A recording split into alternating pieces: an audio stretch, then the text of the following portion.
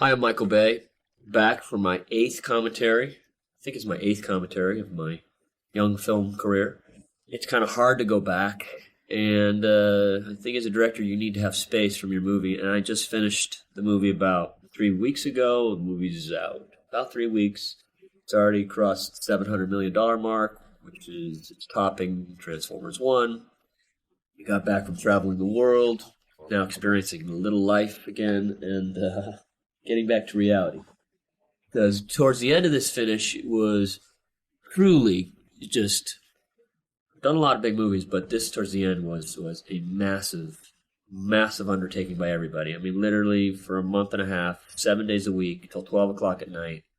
I think a director, whenever they start a movie, the hardest thing to ever do, or the hardest thing to do in a movie, is to establish what is the tone of the movie.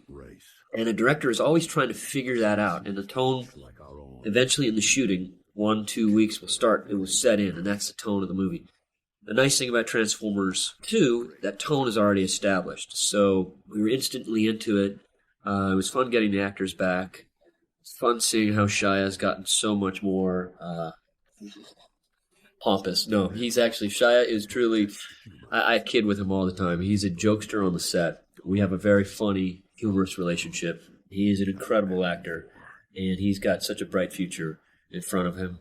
Love working with the kid. To me, he's like a younger brother.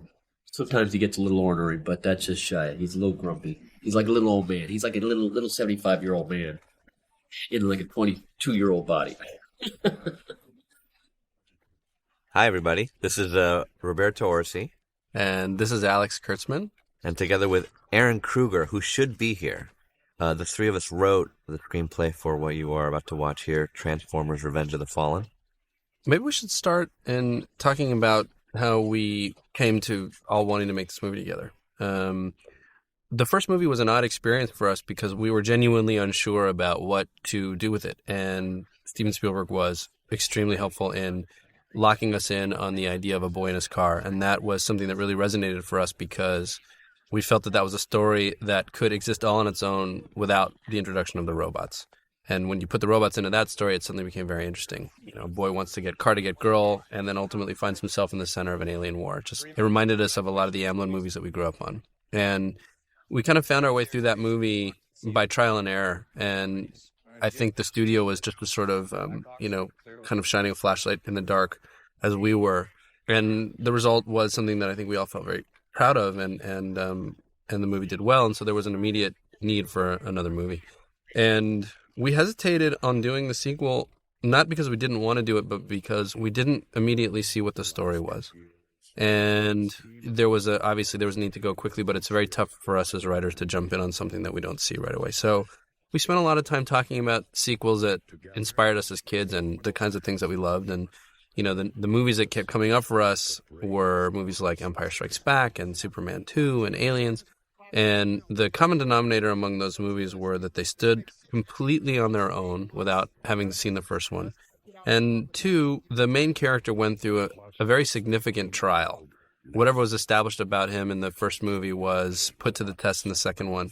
You know, Superman having to give up his powers for Lois, or, you know, Ripley having to become a mother, or Luke having to face against his demons in Empire and discover that Vader was his dad. All those things were very inspirational to us. So that was the well we were seeking to draw from in doing this movie. Bob, anything? That's true. That's very true.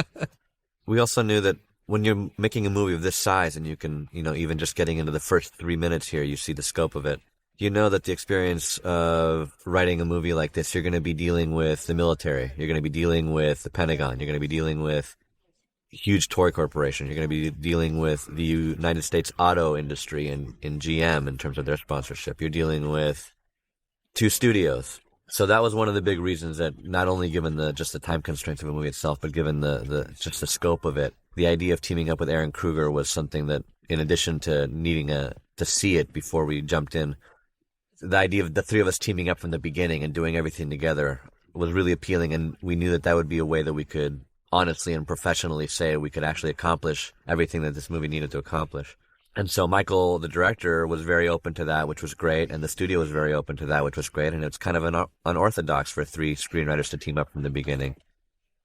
and we literally, locked ourselves in a hotel room, and the three of us kind of wrote pages as the clock was ticking down to the first day of shooting, and we'd give them to Michael every day, and he'd give us notes. It was just almost like being hunkered in a very nice bunker, admittedly. Michael got us a nice hotel room, but but we were nonetheless in prison there for 3 months. So we'd ordered as much room service as we could and, just cranked it out.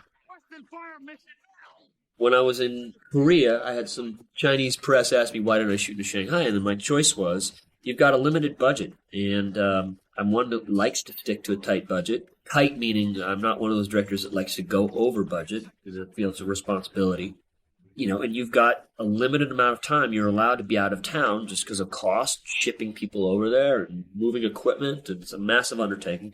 So my choice was I can imitate Shanghai in America, or I can go to Egypt, So I wanted Egypt and I wanted Jordan as well. So just a matter of stretching your budget. So shooting in Shanghai, by the way, is just incredibly difficult. They have a true aversion to shacks. And that's true. I mean, you've got these censorship people in China that, they just want Shanghai to look pristine. And, we were trying to shoot this, obviously, around the worker yards of Shanghai. I'll screw that up. I'm okay. Jim Economos, who's our safety officer for the studio, he's a great guy. He makes sure my stunts are safe. He makes sure that the air is safe. Safety is a huge thing on our sets. There's a lot of moving parts. And he had this crusty, studio issue lightning detector.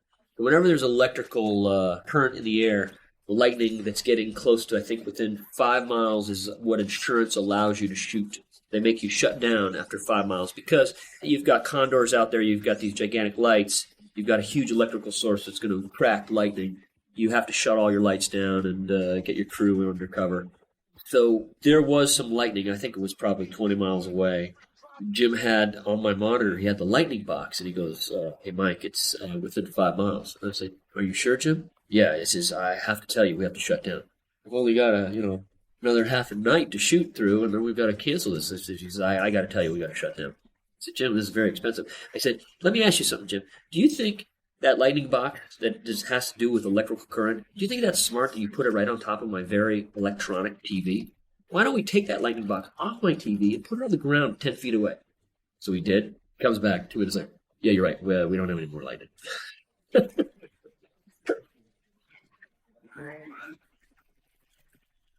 I'm going to show you this shot. There's a problem with this shot. You see a car flying through the air, and it's obviously 30 feet in the air. Now, when you do these things, these are called cannons, and normally you could do it with the driver inside. He's caged in this special type of box that's got Lexan and whatnot, so it completely protects him as he will spin and flip and whatnot. Now, we used a remote car this time. It was a choice of Kenny Bates, my stunt coordinator, and John. Now, the explosion was so large, I thought my brain was going to implode. And I'm like, guys, someone put too much powder in this car. And it's so controlled. We've all done these things so many times. And these guys have done these things so many times. This was a day of reckoning. They did get scolded this day. Come on, let's go. All hands on deck. Frankie, Mojo out. Come on, kiddo, we're on a schedule Slow here. down, Dad. Why are you in such a hurry to get rid of me, huh? Did you rent the room out? No, I got other ideas for your room, and it rhymes with... I base these characters off my real parents. The Baby Booties was... My mom actually gave me my real Baby Booties back about 3 years ago. She was so cheap, she didn't even bronze them. So I've got Baby Booties sitting there, so I had the writers put in Baby Booty stuff. I think this was one of the things that actually really drew us to wanting to do the movie, was to tell the story about a kid going off to college and being torn between what his responsibilities were to this crazy alien race that had come and sought him out to be their sort of And again, keeper. a basic elemental idea, whereas the first one, you're 2 years away from graduating and you're trying to get your license and your first step into freedom. And literally 2 years later, after the first movie, something we all go through, leaving home. And it became a thematic idea in principle in the movie, in that the Autobots were, at the end of the first movie, they were unable to return to Cybertron. And now they find themselves on Earth as their de facto home, but they may not be welcome here by everybody. So the idea of leaving home felt like it was a cool theme. And, one of the things that we were, I think, most proud of in the first movie was Sam's relationship with his parents. There was something very sweet and fun, and they were incredibly brilliant. Kevin and Julie are just amazing, amazing actors. Named after my in-laws, Right. Ron and Judy. It was funny because when Steven Spielberg first saw all the dailies on movie one and all the scenes with the parents, he said, this is like a Robert Altman movie. This is like Right. nothing I've ever seen before. It felt like, I think part of what we so appreciated about Michael allowing that to happen in the movie was that you just didn't expect those characters to be in a giant robot movie. And it gave a reality and a truth and a kind of texture to the life of this kid. So we discovered an alien race today. All right, let's just talk about the shot. We call it in this movie the shot. And the reason why this shot came about, New Year's, was watching Benjamin Button, My House in Miami. We went to an ice cream store because I had 12 people over. Couldn't find, the ice cream store was closed, so we ended up going to a gas station. We started pulling out bonbons and whatnot out of their little ice chest there. And there were these 3 15-year-old, long-haired guys, teenagers, and one of them goes, hey, you're that dude that does that Transformer movie, huh? And I'm like, yeah. And he goes, wow, cool. And they were very shy. And I said, so you guys excited to see Transformers 2? And they go, yeah. And the three of them said it simultaneously. And I'm like, so what are you guys excited to see? And I would think, I don't know, robots, Optimus Prime, something. They go, literally together, the chick. So we shot this scene after New Year's.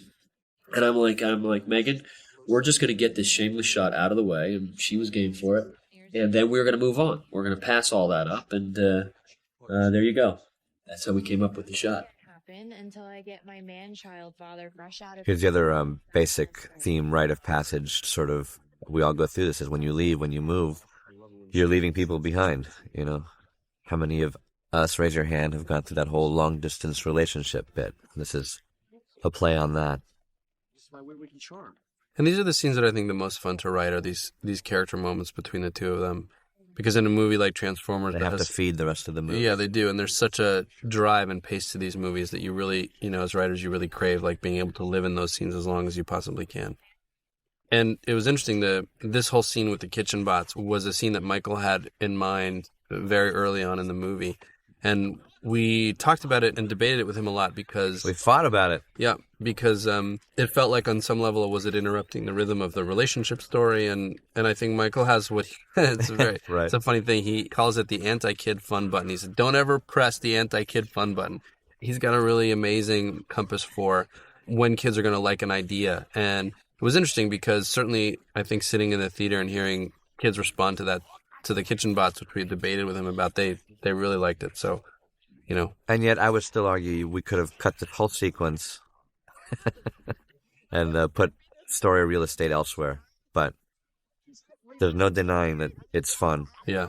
And that's the thing, is like, it's a weird balance, I think, of, that's why we really like working with Michael, is that there's always a balance between, I think story elements and set pieces that only someone like Michael can do, really only Michael can do, period. And it's a give and take. We're like, we have this sweet story of the parents having to let go of their son going to college. They're great. And then the kitchen bots are going to destroy the place.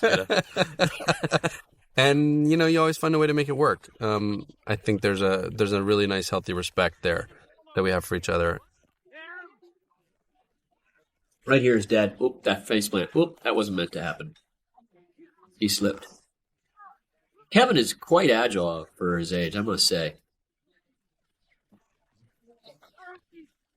This is a second no-no, meaning like my effects crew, God bless them, but this day we shot at this house. This is near downtown, and it's obviously a wood shingle house. When Bumblebee blew the house apart, we built a 5-foot extension on the real house, and it was made of light balsa wood.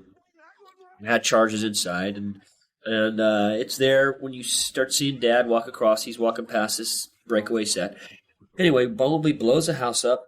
Next day we come back, and we've got our fires in there with gas bars and whatnot. And what they do is they're supposed to build like a total fireproof pocket, so it isolates the house, the real house, from our fake set. And somehow we have the firemen extras that are there on the set. They said to our effects guys, "Hey, John Fraser, I think we got some smoke coming off on the left side of the house out of the vent." And I stopped shooting, and then all of a sudden you hear running around in an attic, because it's a wood house, bump, bump, bump, bump, bump, bump, bump, bump, bump, bump, bump. And then I see a guy getting up on a ladder, and then I hear the guy, Jim Swam, yell, "Someone give me a fire extinguisher!" Then we start seeing more smoke coming out of the right side of the house. Then I'm like going, uh-oh, this isn't good. This is a real house. This woman, I gave her my word, and I'm always very good with locations. This woman really cares about her house, and she's taking a lot of pride in her house. And then all of a sudden, there's a lot more smoke. And then all of a sudden, my assistant director, KC, goes, "All right, guys, everyone get out of the backyard." We then have one fire company come with 5 trucks. That fireman comes around out of the truck. He doesn't want to talk to anybody because his idea, he wants to assess the situation, and he comes around the corner and he sees his blown out house. So it looks like there was an explosion in the house, but he didn't know that was part of our set. So he thought something blew up. About 7 minutes later, we now have, I'm not kidding you, 27 LA Fire Department trucks there. It's like they call it a 5-bell fire, which means they have 5 gigantic fire departments there. And guys start climbing up on the roof, and we're kind of filming this as well, because I'm like, oh my God, if we lose this lady's house. And the firemen, what they do is they go underneath where the supposed fire is, because what's interesting about fire, what you see in Backdraft, is it will fake you out. It will go through walls, it will whisk through little cracks, and it travels in a very weird way through walls, and it can end up somewhere, a total different place in the house. So the firemen are on the roof, and you've got video of me saying, they're going to me for some reason. Should we cut it? And I'm like, cut it. And which means they're popping the hole underneath the bathroom, and they're cutting a big hole in the roof. It turns out we actually put out the fire before all the trucks got there. Jim Schwam actually did with a fire extinguisher. So that was a close day. All right, I'm going to tell you this very funny story. There's this eye doctor I know, this woman, she's from India. She goes, "I want you to meet my friend." I'm like, "Who's your friend?" She goes, "He's a numerologist." I'm like, "Ugh, I don't believe in psychics or numerologists. I don't even know what a numerologist is." So she goes, I want you to see this numerologist. So I'm like, okay, fine, just to entertain you. This guy comes over to my house. He's some famous numerologist from India. He doesn't know anything about me. He starts writing down numbers. He wants to know my addresses, my telephone numbers, my birthday, blah, blah, blah, blah, blah. This was on a Sunday, and he goes, "I'm sensing a fire. I'm sensing a fire. Check out your work. I need you to check out your work." So I have, the next day, which is Monday, we check my office. I have an electrician go through all the electrical stuff. Tuesday is when we have the fire at the house. Now, I don't know. This is where I work. I worked at this woman's house, so maybe that's what it was. Maybe make it work, I promise.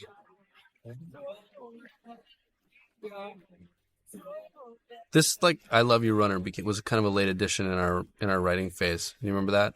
Was it late? Yeah, there was no late. We had 3 months. Yeah, to write true. Late being week 2 or Thursday. Yeah, but what was happening was that we felt like there was some through line missing between them, like a way to carry their just to connect it all. Yeah, like how do you what's the line that the arc of when you go away, right? You leave, and you're going to try a long distance thing or not, and it felt like, at least by our thinking, that there was some organic rationale to the idea that they had not fully committed yet to "I Love You," and that was going to be the journey of their story. Well, and they're splitting, and he's going to be tempted in college, so we were heading in that direction. Yes, you need to establish kind of what it is that he stands to lose, and what his temptation is going to be.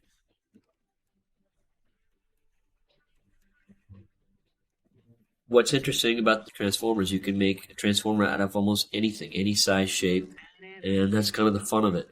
And I think it was fun to play with the movements. I remember pitching this idea out of just having these 2 wheels that go end over end to my artists.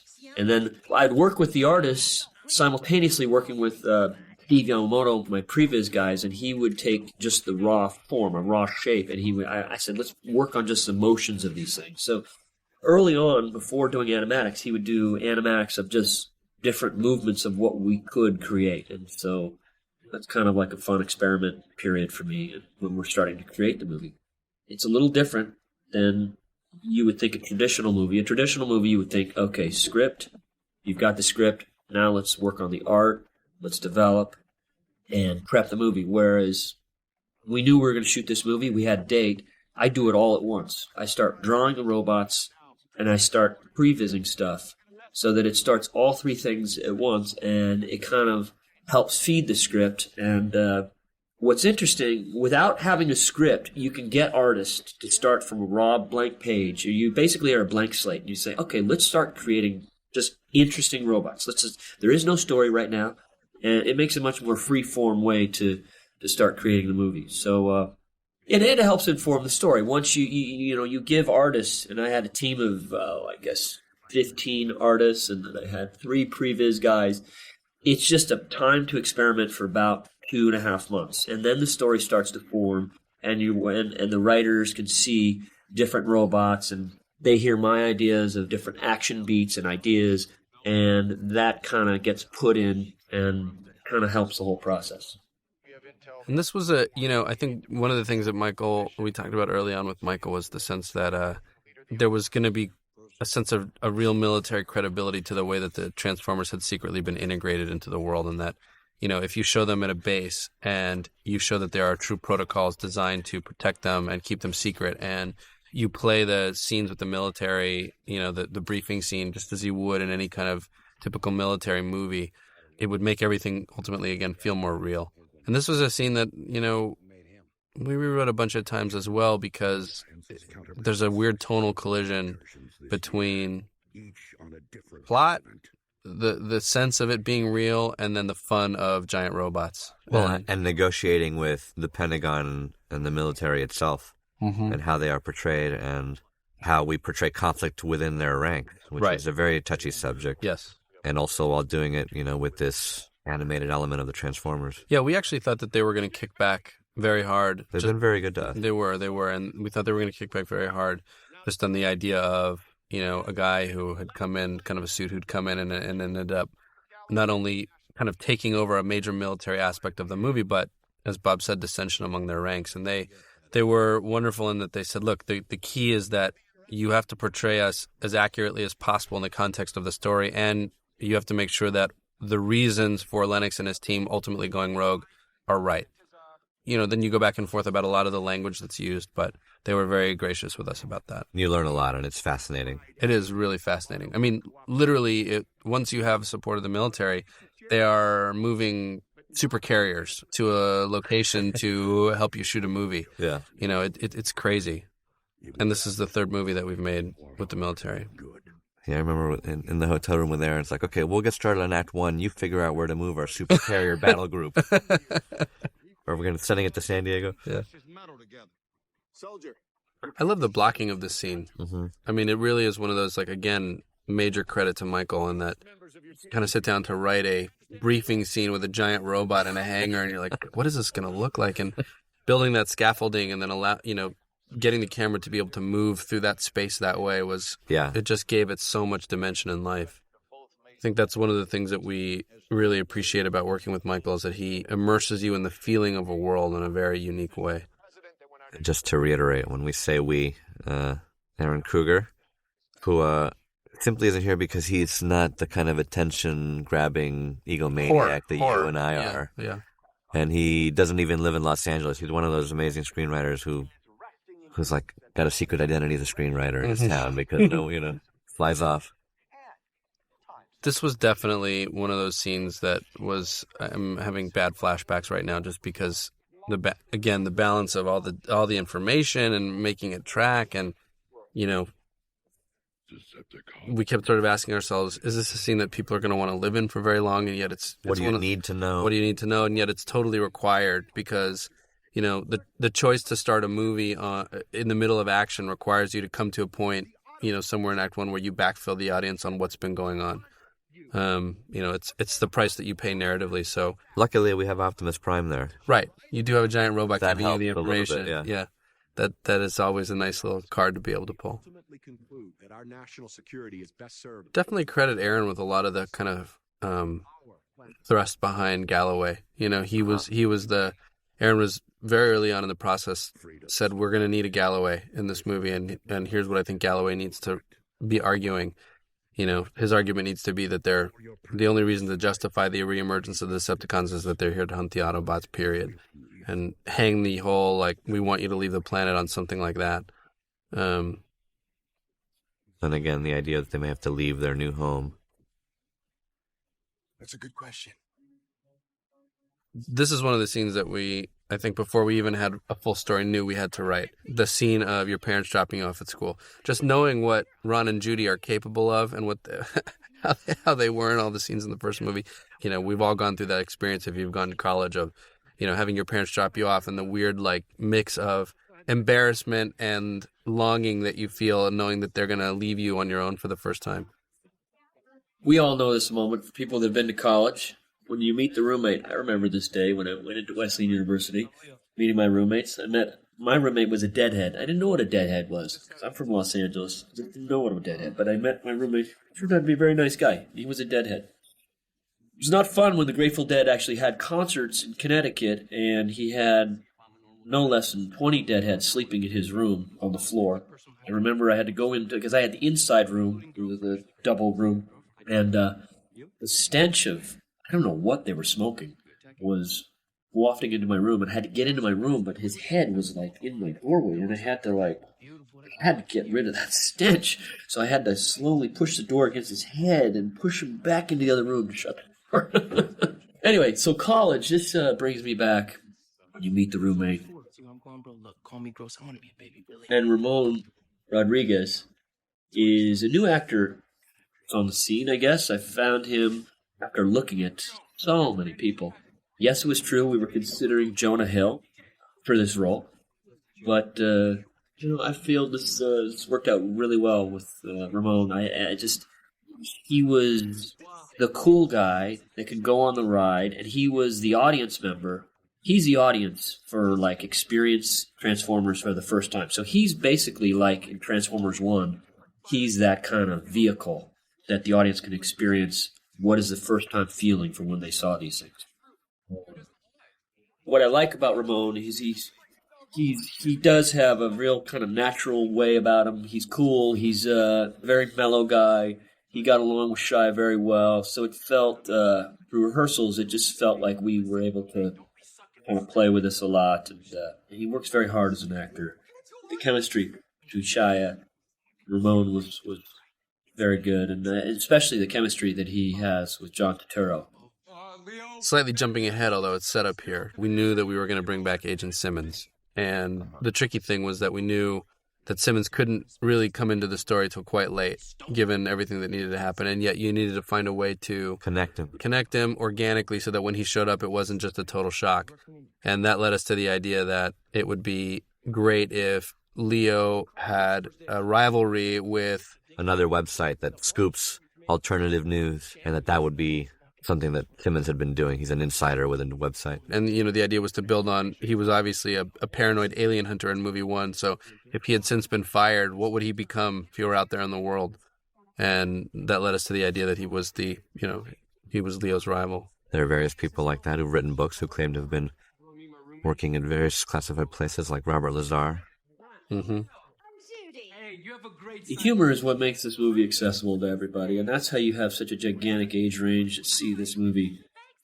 And that's what makes it more of a 4-quadrant movie, from kids to older adults.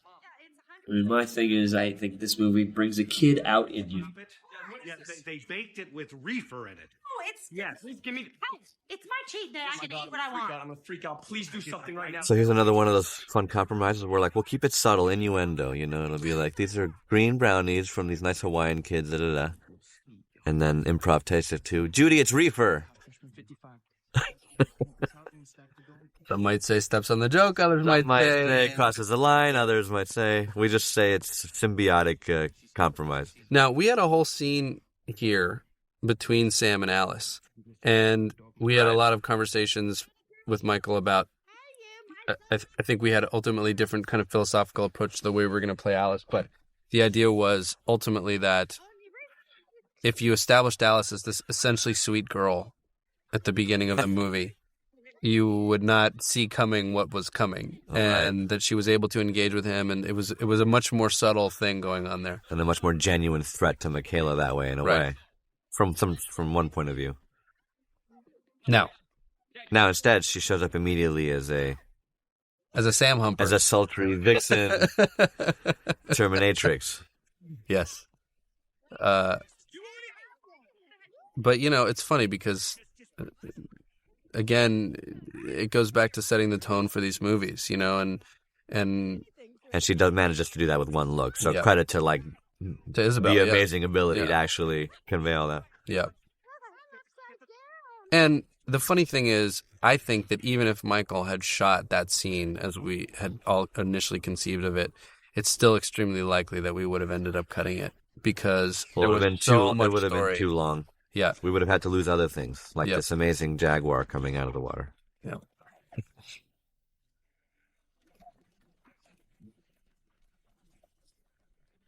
This rabbit scene is really, I love this scene. Just, I like the stealthiness of it. I keep going back to why Transformers could be creative and fun for a director, because it's like, okay, well, how can we get into this then? How can we make something so small? And of course, why not have little ball bearings that go down that are little micro robots that form into a thin little robot? To me, it's just a very fun scene. Right here with these little balls right here, this is a magnetic floor where we had magnets, and I'm actually controlling some of them underneath this floor, controlling this little ball bearing. It was truly one of the more fun scenes to shoot in this set because we had this 10-foot magnetic floor, or actually a steel floor with magnets underneath our floor, so we were able to control all these ball bearings. We kept trying different ways how to get these ball bearings to flow around, and every crew member had a different thing. It was like we felt like we were kids when we were shooting this thing. I think this is a great shot the Digital Domain did. A lot of work. A lot of work.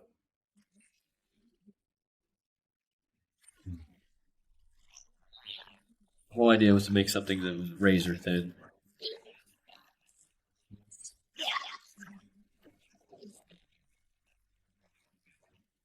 Pretty funny, when I did the previs, I showed it to Steven. Steven loves to see my previs. And he saw it, he gave me a high five. Funny. Yeah, Steven loves previs. I mean, because we talk about this as director to director. It's just, this is our time to play. This is our time, and it costs nothing to do it. I mean, it's very, very cheap, and so you can play on your make believe set and come up with shots. It's just it's a freeing tool. It really is. I think storyboards are a thing of the past. Storyboards, crews just don't look at it. They just don't compute. Whereas if you actually see a cartoon, and you've got music to it, and they can see it in a 3D world, and it's like it's just much more. It's easier for all the departments to pick out what they need to do. It's easier for the camera people to figure out what are going to be our marks going around this thing. You can count it out. You can do real time. I mean, previs you can actually how much distance you're covering. So if you're doing a car chase or you're doing a car coming around a turn, you can have the car going 30 miles an hour, 50 miles an hour. I mean, it's very scientific in terms of I guess your simulation. The hardest thing about it is the tool to make camera moves is you've got to move little cursors around and little keyboards, and that's just not the way. Someone needs to invent to fluidly move camera around a 3D space. And I have not found that invention yet. People keep thinking they have it, but I haven't seen one yet that really can give you the sense of what it's like to do camera moves. So the hardest thing to find with my previs guys is people that really understand camera and how cameras move. I'll give you an example, like a crane move. Crane just doesn't automatically start. It's got a cadence to it. So the thing that I would always try to do with ILM, which we worked a lot on the Nemesis, is a motion control move is something that is very precise, and it's like, and that's not how a crane moves. It takes mass. You've got two guys pushing the crane, so you've got to get this 1,500-pound thing moving, and then it's got this mass, and then to stop it, it's going to do a slower kind of stop to it. It's not going to stop on a dime. And that's the thing you always try to, just having so much set experience and camera work, you got to try to get that always with your digital effects. You make it feel like it's shot by a real camera in many of the ways that you're doing 3D sets. Otherwise, it feels too manipulated, I guess. It doesn't have that man-made feel to it. Tonight, You pretend I'm your girlfriend, and I pretend that you're my boyfriend.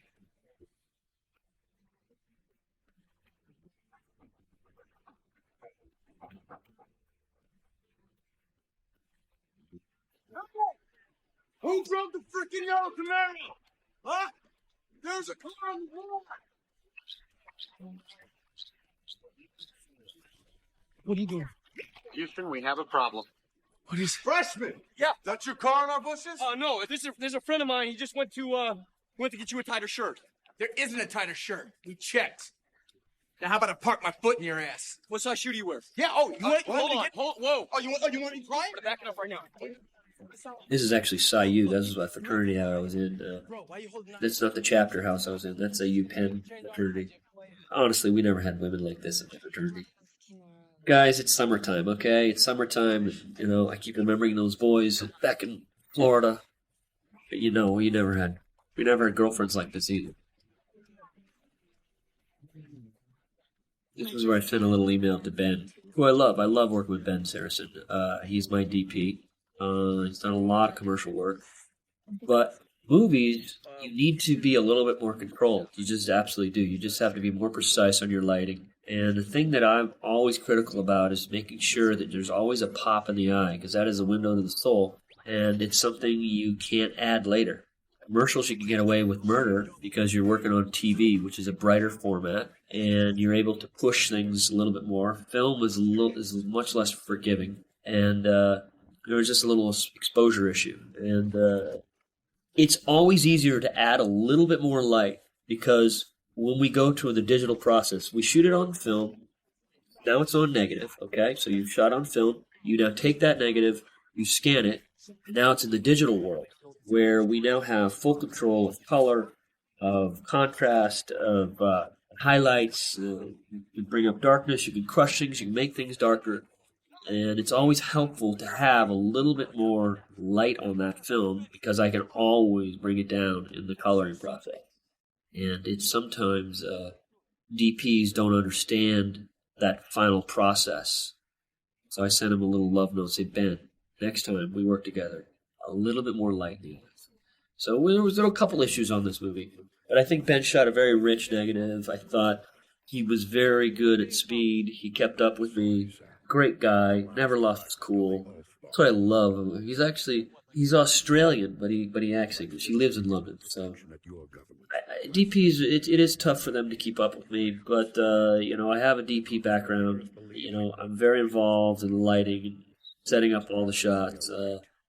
But I help make it easy for DP, because I'm not one where I go away and you figure it out. I'm there on the set helping them figure it out, and my thing is I just like to shoot. I like to shoot, and there's nothing more dreadful directing than waiting to shoot. I like to keep a good pace. Just thing I like to do on my sets, and I think a lot of people appreciate that. Actors and crew, and it's a lot of high energy. I do. But I am not some alien ambassador. So this scene, for example, was in 7 other locations before it landed in this order. Sort of the moment when you choose cut to the Decepticon storyline, And you have to sort of see it to feel it. Yep. It's hard to... That's very tricky. And we're aware of that as we're writing even the first drafts, and know that things are going to be movable. I remember once we got advice from Michael Mann, who said you write the movie 3 times. You write a movie when you write the movie, you rewrite a movie when you shoot the movie, and you rewrite a movie a 3rd time in post. And that's never been in the editing process, and that's never been more true than it was in our experience in both Transformers movies, because I think we are pretty brutal with our dialogue and our scenes when we're cutting, and we're not precious about it. We try not to be precious about any of it, and yet you want to protect the things that are emotionally important. The flow of the structure ends up really dictating the way that an audience experiences the story and the emotional story of the movie. Now here is the USS Topeka. Interesting about this, I had my little iPhone when we went to go shoot this sub, the USS Topeka, and dock at the San Diego Naval Base. And a guy with an M16. It's a very secret base, by the way. I mean, these are nuclear subs, and it's in a cove protected, so that there's no way for anybody to see the subs in the base. It's in a protected cove. And there's a guy with an M16. As I'm taking my little iPhoto of me being on the sub, I'm having me standing in front of the sub, and a guy comes hauling ass, and he's like, "Put that camera away! Put it away! This isn't a good sub. That is top secret." Looking at that periscope. The periscope's top secret. Well, apparently, somehow they allowed us to shoot the top secret periscope. So, I guess it's not top secret anymore. I think early on we knew we wanted to, obviously, get Megatron back. After the first movie, you spend a year, and anyone who knows that you worked on it will say, "Oh, how's Megatron coming back?" Sure. And you just realize everyone just wants to see him back, even though in our minds we're debating it. Like, well, should we really bring him back? Yeah, no, there was no world where Megatron didn't come back. Yeah. Oh, that reminded me. That's right. I was going back to the Cube and Megatron's death here at his resurrection. Many fans, diehard fans, a contingent of them complained that it should have been Optimus Prime who ultimately killed Megatron in the first movie. It was Spielberg who insisted, I think with the final vote, that it should be Sam and it's Sam's story, that these movies are from his point of view, as much as they're called Transformers, and that's part of the secret of why these movies are accessible, and it's hard to argue with him. But it's true. The human characters are the audience's entry point, and we listen to what the fans say a lot on the different sites. And he persuaded us. We went in there armed with fans' reaction to the idea of, I think fans are going to think Optimus should do it. But he was adamant and I think ultimately right. Yeah, the Nemesis, we wanted to have the arc in Transformer lore where the Nemesis was crashed on a planet and ripped up. And we wanted the ship interior to be kind of more organic. And as you can see, these gigantic forms that are coming from the ceiling, they're actually taken out of, I was talking before about like microscopic bone fragments and different type of bone that's been, when you go into different bones, you can see some of the vein stuff that's kind of hollowed out, and different gigantic parasites that were blown up through a microscope. And this was kind of the art that informed us what it would look like inside. And then putting in all these little babies, and it was a lot of work to get this scene. It's a totally CG scene. My master failed you on Earth. The Allspark is destroyed. What I really liked was we kept trying to put in different light sources all through here, make it kind of wrecked and dilapidated. And really, if you look at the sheer, if you slow down these shots and just the amount of detail put into the backgrounds and the vines and the wind blowing in the background and the drips and the mist and the little speckles that come in front of the lens, everything to screw up the image, it just makes it feel more real and gives it atmosphere.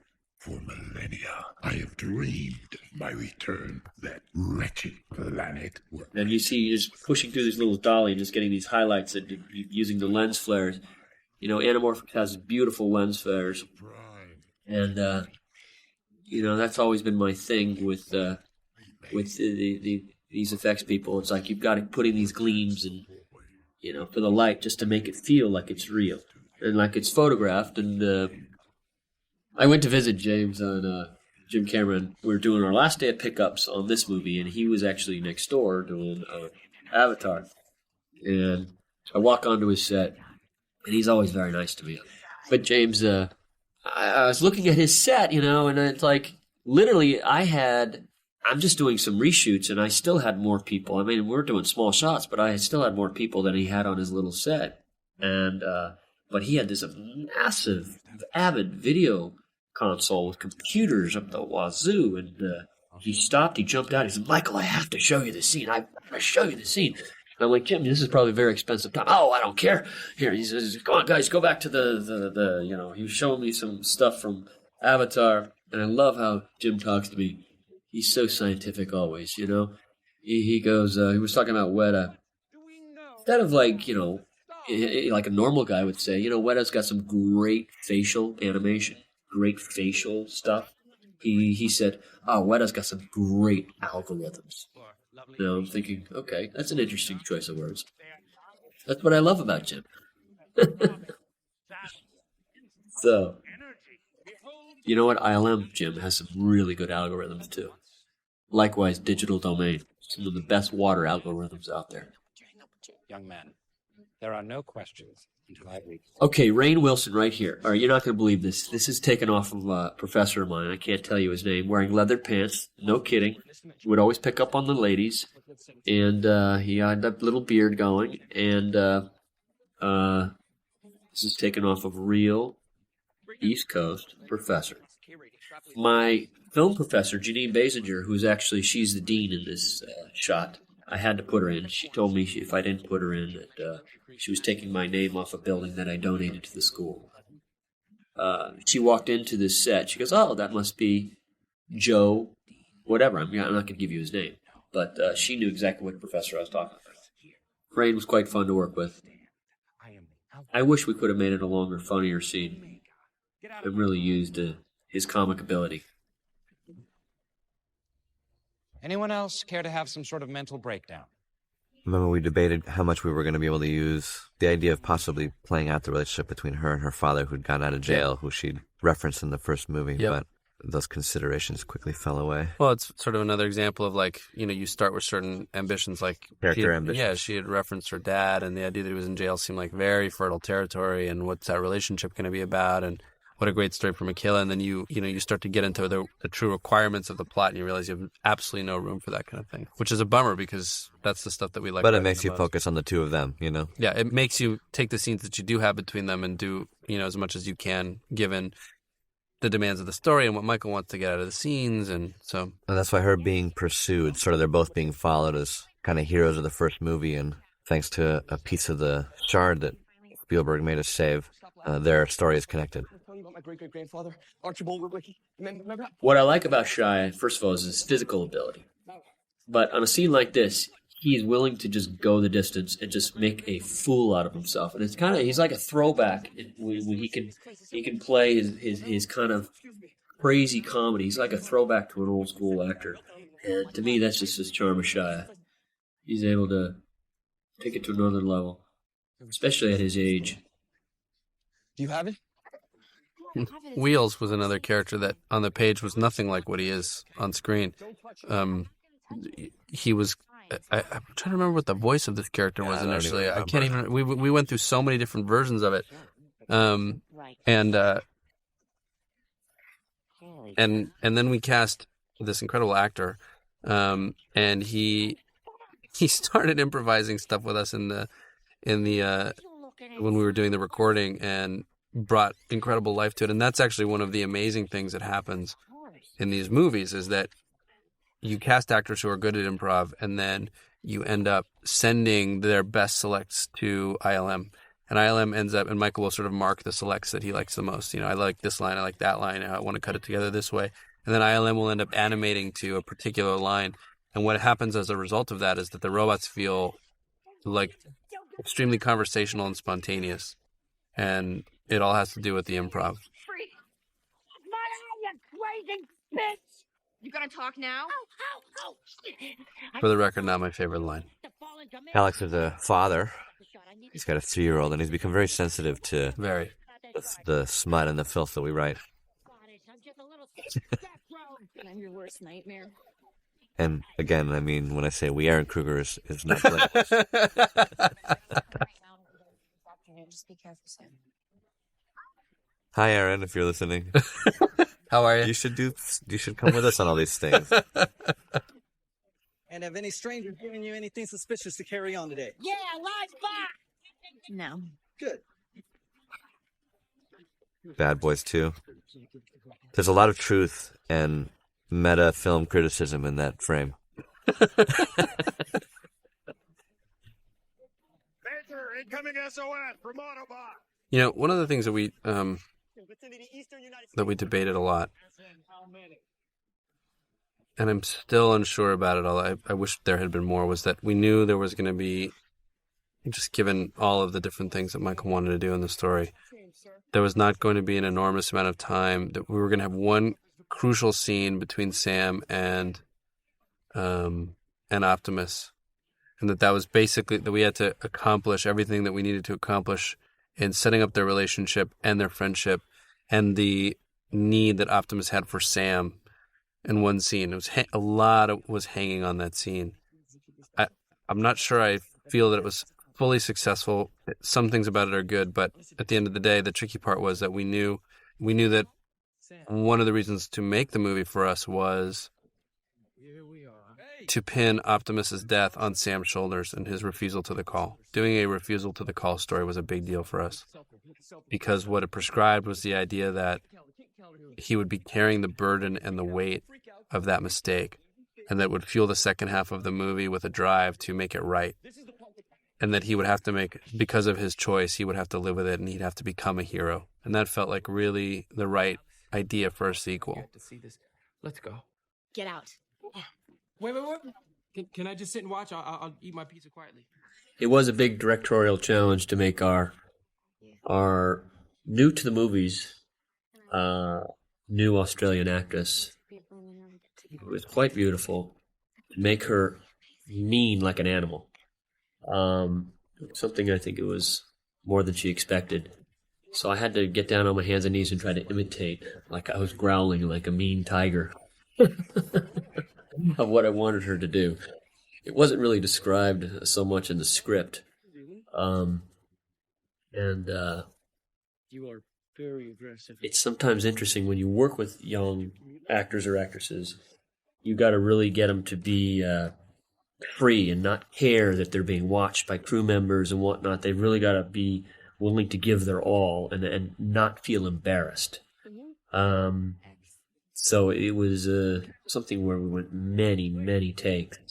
And I was very patient with her, where I'd give her direction, and she goes, okay. And then we would do the scene, and then like, okay, all right, let's cut. Remember how I said I wanted you to do this? She goes, yes. Well, you didn't do that. She goes, no, I did. I said, well, I have playback, so I can show you, like a football game, that you didn't. No, it's first of all, I mean, when you're an actress, and I think she's got a very bright future in front of her, the idea of playing a growling, snarling animal that looks vicious and looks like she can kill you with that tongue and, rip your heart out. It's a tough thing, In my action, a lot of times I'll have a little respite time where you try to get in a bit of comedy, and it's played out of the tension of the scene. And what was fun about this scene is we allowed ourselves about 3 hours to shoot this scene. We had certain guideposts that the actors were hitting in terms of their lines and what we wanted to accomplish, but there was a lot of improv in this scene. And with Megan saying it's over, and Shia saying we're going to have 10 seconds of silence, we're not going to talk about this, and getting humped in the neck by a mountain ox, I think that's what he said, completely made up. And that's the fun of working with Shia and Megan and Ramon here. And Ramon actually is a very good improver. Fun to have actors like this. I wish Ben would have put a little more light in their eyes, but I kind of boxed him into a corner here. It's a very tight thing. We're shooting through a bunch of books here.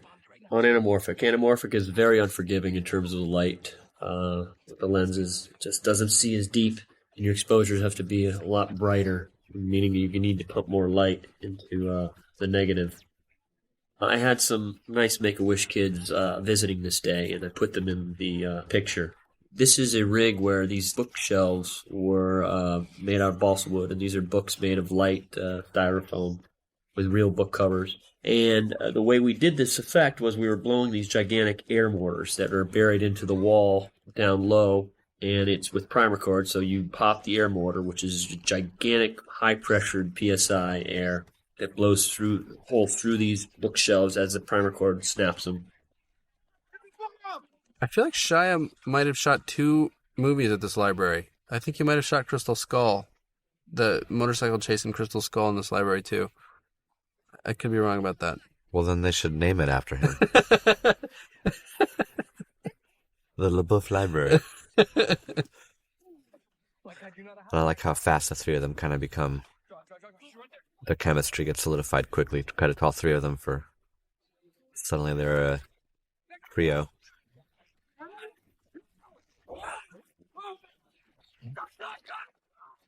We go from the library, and then we go from this car thing, and they have their bit of their dialogue, and Leo is being the audience member, where he is on the ride, seeing these Transformers for the very first time, And then we go from the helicopter to them flying through the air and then getting dropped through the roof of the foundry, and then landing down with the car crashes through, hitting the airbags, and then the car is ripped open by Starscream, and then we meet Megatron with Shia. To me, it's a real fun section of the movie where it's just unrelenting for 10 minutes. That device there comes in. John Fraser, my effects guy, built it, where it comes in at a velocity of PSI that's enough to rip your head off. Now, it's very safe because it's locked in its position, but it shoots through at a very high speed and enough to be very dangerous. And so this is Ramon's very first experience with something that could kill him that was 7 inches from his face. So I actually decided to do this first so that I could show him. But the difference was I'm the director, so I had him go through it at a very slow pace so that it wouldn't scare me and I could talk very calmly and focus to him as he was sitting in the front seat looking at me. I remember pitching Michael the gag of the saw that comes and cuts the car right in half. And he immediately locked in on it.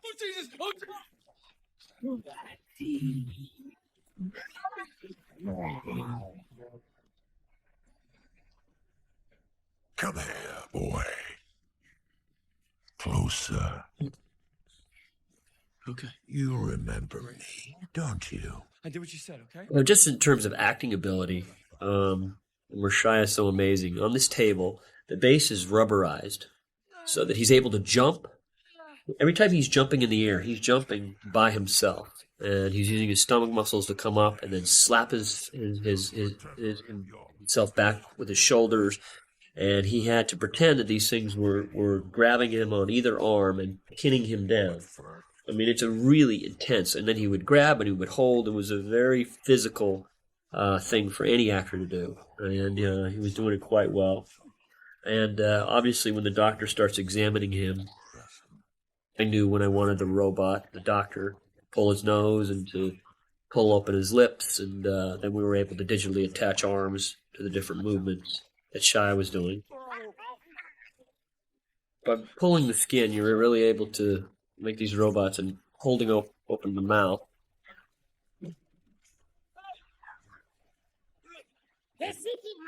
So like this thing, with the thing crawling in his mouth and nose, we'd give him a count where I had him feel like it's piercing into his brain and going up against his nasal cavity and trying to make it as gross as possible. What do you figure the slime is? I don't know. There's a whole aesthetic that's half organic, even in the ship with the... Can't tell what I think of it. These symbols can lead us to the energon I source. think Michael modeled the Doctor after Joseph Mengele. I think he liked the idea of him being like a Nazi? A Nazi, yeah.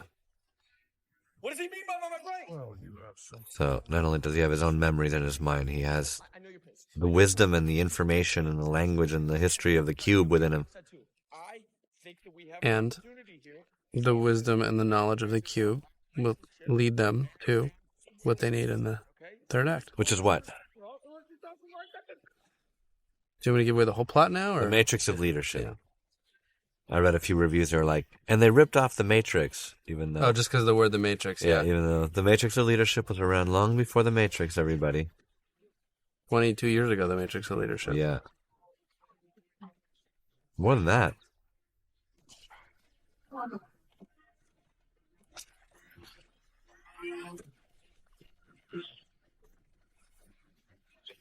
I remember the idea of it being it was a late edition as well in post, that the idea of taking Sam was not only the information they needed in his brain, but it's a trap for Optimus. Mm-hmm. And that, again, was a way to, even though we didn't have time to spend as much time between Optimus and Sam as we would like for character purposes, you connect them and sort of imply their friendship through the bad guy's plan. You know, Optimus is here fighting because of Sam.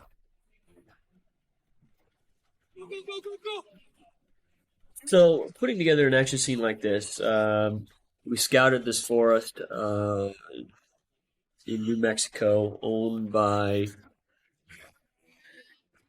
an Indian tribe.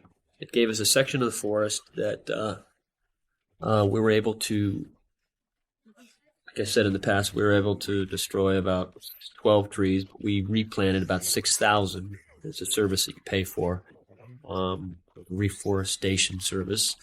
And I must say, as being an animal lover and nature lover, it was quite hard to see us dynamite a few of these trees. So we tried to pick the sicker of the batch, and ones that where they were going to make a road to not feel as bad. But anyway, to try to set up this gigantic, massive action scene, I had big roadblocks of what we were trying to achieve here. But there's a lot of, to choreograph a fight, it's virtually impossible until you have all your plates strung together. So it's you kind of know where you want your fight to go, and you know some of your big signature moves you want to do, but you've got to shoot plenty of stuff so that you have latitude with your imagination when you're in the edit room to come up with this fight and come up with these smaller moves that will get you to the next shot. I like the underdog aspect to the scene, and what I call the kick-ass moment, which comes here. Scenes such as that one, where Optimus flies through the air. That's obviously pre-planned. I kind of knew that was one of my signature shots in the movie, or in that scene. And so you can see that we rigged certain explosions on the ground to hit certain timings. It's sometimes as simple as to know with the camera, for a camera operator, sometimes I'm operating, to have just a small little sandbag or a small tennis ball, where you throw it up and you use the gravity to see how fast something is going to fall down, so that you can follow it, so that it's you can count out how long something's going to fall, like a second count, So what we'll do is we'll mark where certain robots are going to be falling, and then they're going to be kicking up and over, and then landing here, and it's a count thing, and it's just it is kind of crazy making, because there is nothing there, and you have to use your imagination, and you as a director, you just have to believe that something is there. When I operate through the monitor, or I'm watching the monitor, or I'm operating, I pretend I am seeing them, and sometimes it's so much more helpful to even just have a cardboard cutout, or we had this blue head that was basically the life size of Optimus. You lay it on the ground when he was dying and calling for Sam to run. Just have something there helps you so much more. So this was shot with IMAX cameras, which are spherical lenses, and it uses 70mm film, which is about twice the size of 35mm. Gives you more of a square image, which is much more on top and bottom. And the whole theory of IMAX screens is to immerse you into the experience, because it's filling your periphery vision. What that means is they put you close enough without getting nauseous so that you feel like you're immersed in it. And I plan to do more of this, because I think it's a very cool cinema experience. Personally, I think it might be cooler than 3D. That's the one drag about 3D. By the nature of it, it's darker. Credit to the whole production for coming up with sort of a really different palette for this movie. From the sand to kind of the East Coast, technology in a forest fight. Mm-hmm. Shanghai at night, sort of a difference from LA. And then, of course, we'll get to Egypt in Act 3.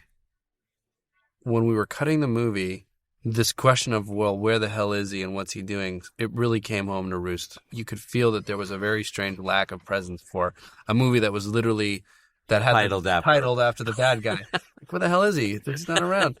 And we were stuck with this kind of question of what we were gonna do about it, because it had not been built into the writing at the script level, which was our fault. And this again is another advantage of being able to do so much rewriting on these movies, because the robots are not actually in the scenes. It struck us that, in fact, maybe there was a way to tie it into Optimus Prime, and that the reason that the Fallen could not return to Earth is because he could only be defeated by a Prime based on the mythology. And as long as Optimus was still alive, Fallen could not return. So suddenly that organizing principle became kind of a good drive. And we ended up recutting the movie around the idea, rewriting all those scenes to include this idea. And it ultimately set up the ending too, in that if you've got a bad guy who clearly nobody can defeat, the only way to get him defeated is by resurrecting Optimus Prime. So it actually dovetailed to the other reason why we wanted to tell the story in the first place. And it was just something we found in post. Sakes. I'm not impressed with your perverted mouth breathing.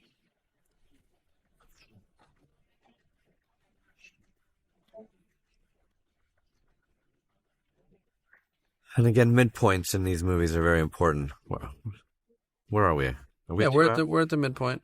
2 hours. Yeah, no, we knew that the midpoint of the movie was, Optimus dies and the Decepticons reveal themselves and look for the boy.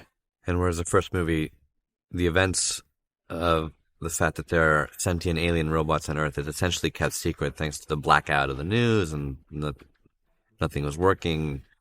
We originally, in fact, I think in this had scenes of a cover story that had been put out by the congressional hearing of how some robotics program had gone crazy, but I think we got it across just with Leo and the gang. Well, we had written a scene, remember? Yeah. There was a whole scene.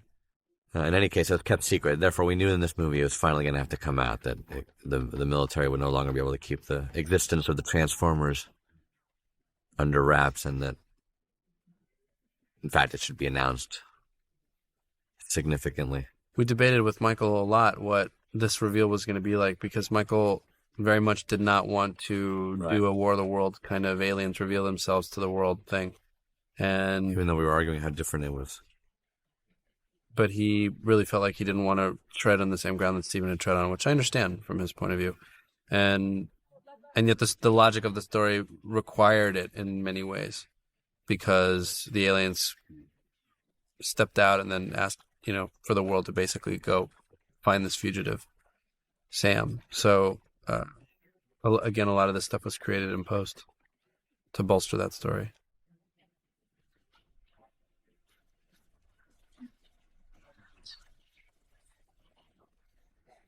And I believe originally it was Megatron who graced the television screen, right? And we actually had him know this will be the moment where the Fallen actually arrives. This was originally, it had always been written as we come around the other side of the supercarrier to reveal Megatron. Right. And then when we all made the decision that no, the Fallen needs to arrive at the midpoint. The Prime is gone, exactly. Then the Fallen arrives. Yep. And this was a tricky thing too, because we knew while we had such an organic reason for the parents to be in the first half of the movie and that they were saying goodbye to Sam, we didn't have as organic a reason for them to be in the second half of the movie. So we spent a lot of time thinking about, and yet we knew the audience would want them there, and you certainly couldn't just have them disappear from the story altogether. So the idea that they were taken as bait for the third act felt like it was the best use of them. And I think this also may have been the idea of broadcasting. We had a version of this in our first draft with Megatron, actually, of the first movie. Of the human eye. You are not alone in this universe. Voice of Tony Todd, who we worked with before, years and years ago on Hercules and Xena. But no more. As you've seen, we can destroy your cities at will. Unless you turn over this boy.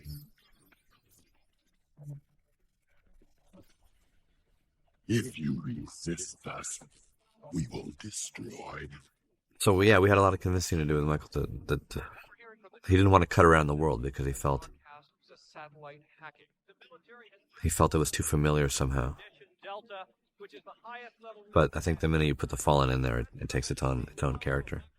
Well, I think, he'd also done things like that in Armageddon, and I think he was just directorially thinking, I don't want to repeat myself. Right. Which I totally get. The problem was ultimately that the requirements of the story were such that it needed to happen. So I remember also, as we were writing the first draft of this, wondering, is it going to be Hillary Clinton who's president? Should we make a reference to her?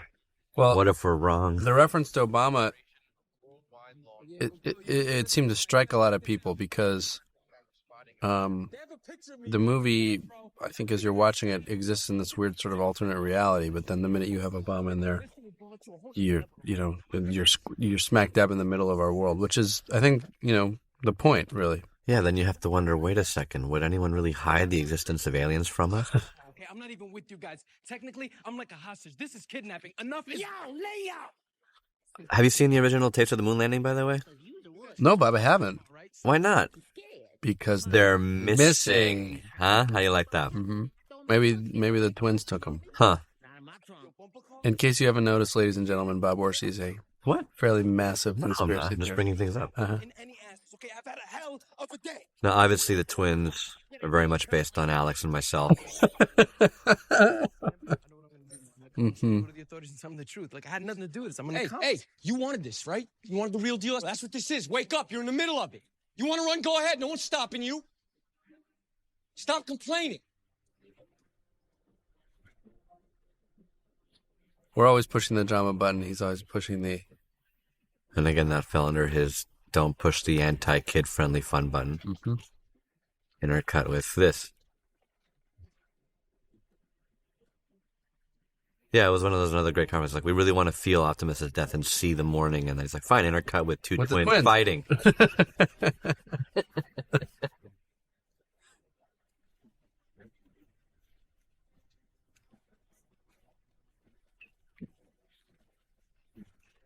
What is the meaning of this?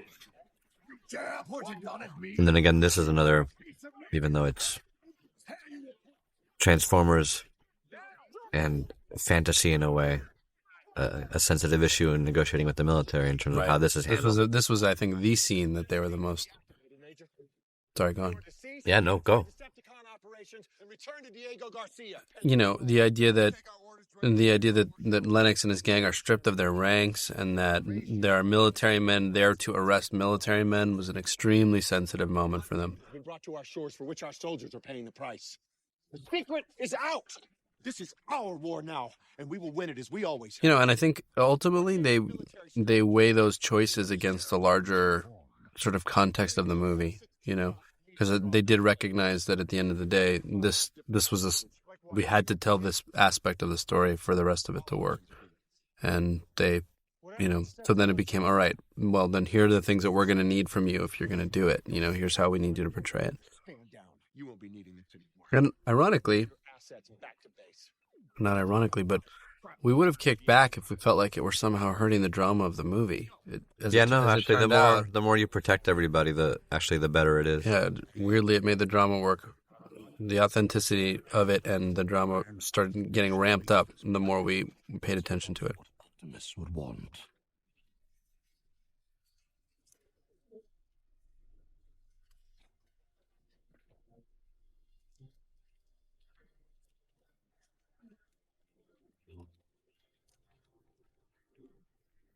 This again was a somewhat tricky scene in that it's the first scene where you actually get to hear him articulate the weight of his choice and the guilt that he feels over it. And yet, what you don't want is for the character to seem self-pitying in a way that loses the audience. And the funny thing on the Bumblebee aspect of it is that we went through a million different songs and a million different phrases from movies to piece the scene together. And that we always knew what Sam's side of it was, but, there are so many things Bumblebee can say in response, given how many movies have been made and songs there are. So it took a long time to put it together. Then what obviously we're referring to is that we have access to whatever the Paramount catalog of movies is, and we're allowed to take. We were given a list during both movies when we came up with the idea of Bumblebee communicating this way, where we were allowed to sample any one of those movies if we wanted to string any dialogue together. I think Bumblebee also, the choice to make Bumblebee communicate through the radio came out of E.T. for us, and how emotional the scenes were between Elliot and E.T. because he didn't speak. Right. It amplified the emotion somehow. It amplified the boy's need to communicate with a child and how so much of their relationship was sort of like two unconscious, two subconsciouses talking or something. It was very powerful. And it was also born of the practical need that the first movie, we wanted it structured as a mystery for an hour, so that by the time the Transformers arrived, you really were hungry for them and believed it. Right. So Bumblebee couldn't just come out and tell him everything. So Bumblebee couldn't come out and tell him everything, exactly. So, but we wanted him to slowly become real. And maybe I saw some of your alien drawings or whatever. How did the deli come about? Because we came to that idea kind of early on. I'm trying to remember. I think we were just like, what if he went right back to do the right thing? Remember? That's right. That's he quit Transformers and he went right back to do the right thing. That's right. He was back at Sal's Pizzeria. And this is an actual deli in Brooklyn. And I think a lot of the people who are working there are actual employees of this deli. You want me to cut my hand off or what? You ruined a beautiful piece of fish. I'm like a ninja with a blade. It's an art Get out form. of here. Hey, Sal. Watch your reach, huh? So John Turturro, who I loved his energy in the first movie, and his humor, and his obsessive, compulsive, just mind set on finding and learning everything he can about aliens. To me, he's a very fun character. He's a very fine actor and a very nice guy to work with. And he consistently tells me he's imitating me as his character. He's using me for his character. I'm not sure. But his Scorsese imitations will actually bring the house down. I just love the fact that he's playing a character who is disgruntled, that he was screwed over, that all he cared about was protecting our country. And he is on this whole mission that we put him on in this movie is that line that he says, "One man alone, betrayed by the country he loves."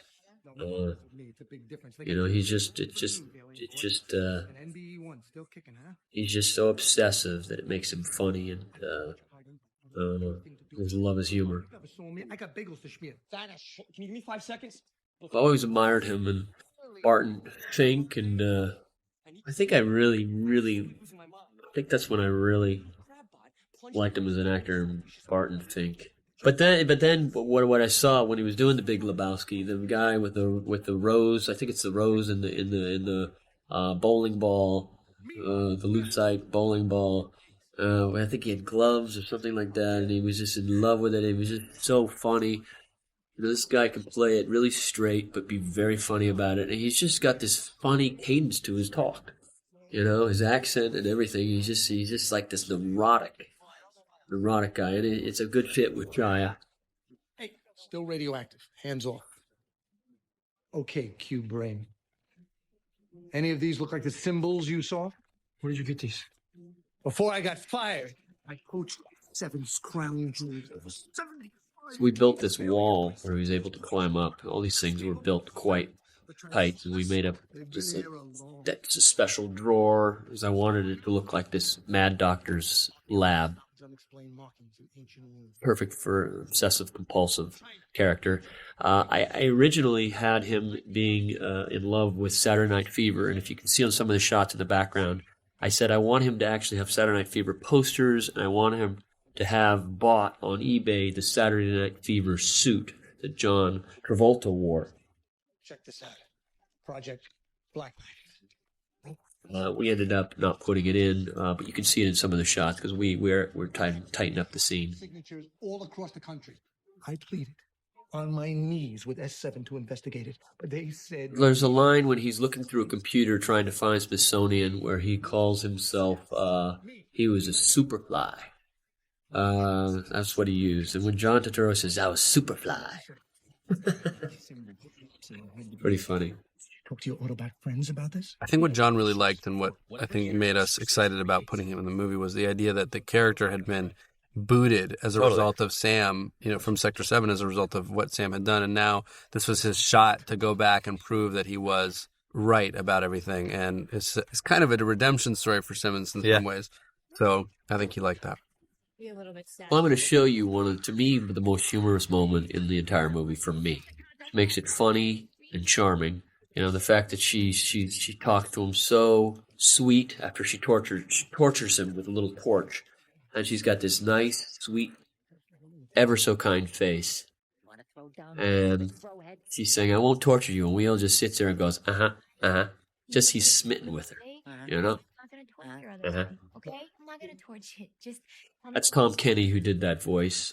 He does two of our voices. He does Skids.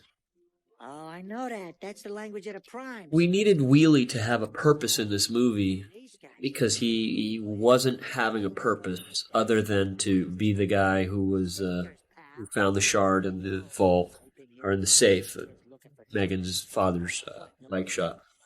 So Wheelie is the one who is giving us information in the scene. We're putting a lot of information into the scene.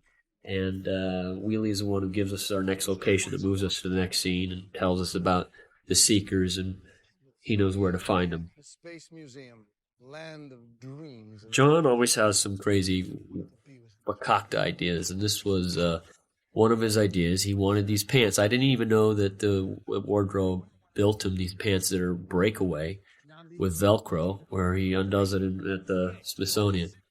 But I shot it just to humor him. And it turned out to be quite funny, and I think I left it in to please him. But you know what? It is a big laugh in the movie, and it's a shocker. I was actually thinking about digitally touching up his ass, but I didn't. I wanted to just be in its just full glory of how anyone could be so bold to want to put his butt on an IMAX screen. But it's John's choice as an actor. He's just he's got his little shirt saying "Hello, Ruben." I mean, he's quite funny. He's kind of a little bit like Ed Harris when he works, where Ed will get kind of angry when he shoots a take, and then shoots another take, and shoots another take. Ed just gets his process. He gets angry at himself, and he's working himself into his character, and it gets better and better and better each take. And John gets a little angry with himself. He's like, I want one more. And he kind of almost yells at the cameraman, you got film? Got one more. Mike, let's go. Just keep going. And, like, okay, John, relax. We got to set him up. And so we'll just keep rolling camera, burning film. But that's just the way John riffs. And he's very quick on his feet. And, you know, he comes up with great ideas. So yeah, but that's what we do. I mean, as the directors and actors, you work the scene, and you start to, when you do a movie like this where it's supposed to be fun and it's supposed to be funny, you work the scene, and these are things that you can't come up with when you're writing the script, and this is how you just working with the actors, and this is what I love doing on the set is you just start coming with these odd bits that give it, you know, just a funny character. If you're a plane nut like I am, you notice we shoot by the Enola Gay, which was the plane that dropped the first atomic bomb. You've got the Concorde there. It was a museum that is just in its breadth of planes is just phenomenal. It took them, I think, 2 years to park the planes, and they had to build a museum around the parked planes because they were so big. You had to crane them in, set them up, and then keep continually building the museum, which is still not done to this day. And watch the magic happen. Now, this is the SR-71 plane. It's a spy plane that's been around actually since the 60s, believe it or not. I was lucky enough to be the very first filmmaker to ever shoot one for a movie, which was an Armageddon. We had two. It is the fastest plane in the world. I think it took an hour to fly it from Edwards. I think this plane was at Edwards, and it landed here at Dulles, this is right near Dulles Airport. Show yourselves! Suffer my infinite wrath! Little spinal cord-based organisms. Behold, the eternal glory of Jetfire! Prepare for about distance override! Most people have never been to this brand new Smithsonian Museum, which exists in Washington, which is at Dulles Airport. Now, I wanted to shoot in this Air Force Base in Tucson, which is a gigantic, not a wrecking yard, but it's a yard where they reclaim every single plane that's ever been in the Air Force, and they use them for parts. There's actually a section of this gigantic. I mean, I'm talking, it's miles of desert, and they line up these planes in a very organized fashion. And actually, the Russians to this day keep it still on satellite every single day because they want to know if we're moving or parting out any of our B-52 bombers, which are still. We have a bunch of bombers there, and if we need spare parts for our B-52 bombers, which are the ones that carry nuclear weapons. Sounds very Cold War era, but this is where every single plane in the Air Force, unless it's crashed, goes to this yard.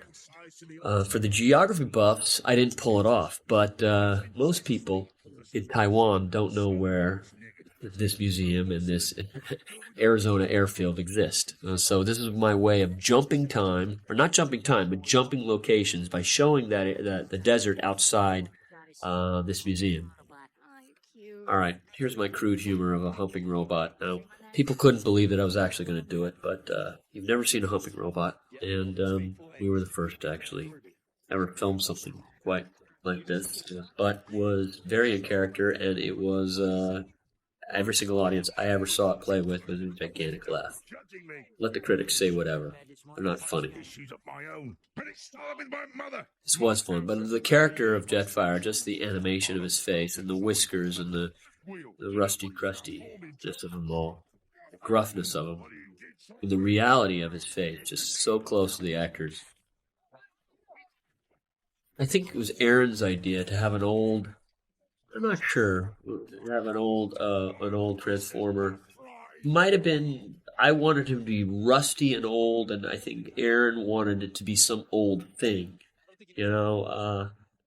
I think by us spitballing together, the idea of that was fresh is to just try to make a Transformer that was just really rusty and old, and not some shiny Porsche or Corvette. The characterization of him was, it took so many voice actors to go through. We had so many well-known voice actors come in and try a spin at it. Even John Turturro did a spin at him as playing a Southern Baptist preacher. But it was great, but it just sounded just too much like John Turturro.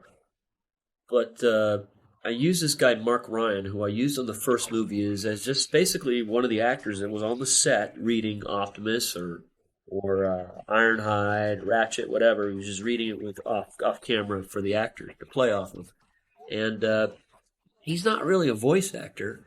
And I called him in just to do a temp for Jetfire, and it was something that it started to grow on me. And after I think we looked at over 150 voice actors for this role. Everyone playing it from a very highfalutin English person to just very Scottish, very British, very. It just, what I like about Mark Ryan is it sounds like he's a guy from the other side of the tracks. He's got kind of a working class tone to him, which I like. Where are we? Yeah, in this script, I always told the writers we're always going to have a problem with the Jetfire scene when he's trying to give the backstory, because originally it was 12 pages long, from meeting him to going out to Egypt, and that's a lot of screen time. So we had to keep cutting it down, cutting the story, cutting the exposition, because the writers wrote a very big story, and there was a lot of story, and there's several MacGuffins. And I didn't even want to know. I didn't even want to know, because it's like I knew it's a couple too many, but they were trying to accomplish a lot so that it'll help set up for a third one. So this rock where you're seeing the Jetfire scene, I'd seen Lawrence of Arabia when I was young, and Stephen put together a special day for me and Shia at a theater that he rented out, where he had a 70mm restored print of Lawrence of Arabia. This is one of the same places. This is Wadi Rum in Jordan, where some of the scenes from Lawrence of Arabia were shot. And the rock that we were actually shooting on, and watching the movie in full 70mm, at one point, I turned to Shia turned to me, We raised our hands. We gave each other a high five because this very rock is where they did the shot where they had the. It was the only scene where they had the women in this movie, and that was when they were on top of the rock, seeing camels and whatnot, procession walking underneath them. It's kind of cool to think that we shot at the exact same place. Was the fallen. Yeah, and again, this scene was this was maybe the most miserable scene in the whole movie, just to figure out, because it's not just downloading backstory, but in what flow of information. What do you hear first? How do you get the audience to pay attention to it and hear everything they need to hear in order to understand what's happened and in order to fuel the second half of, everything that comes after this scene? So we rewrote it a million times. And again, we're literally handing the actor lines while he was at the microphone. But at some point, what happens is that ILM needs enough lead time to be able to make adjustments, and we ran out of time. We just ran out of time. So half of the scene was stuff that we had already recorded, and then there were a couple shots we were able to change, but that was it. It was a very strange way to write, but it was very down to the wire.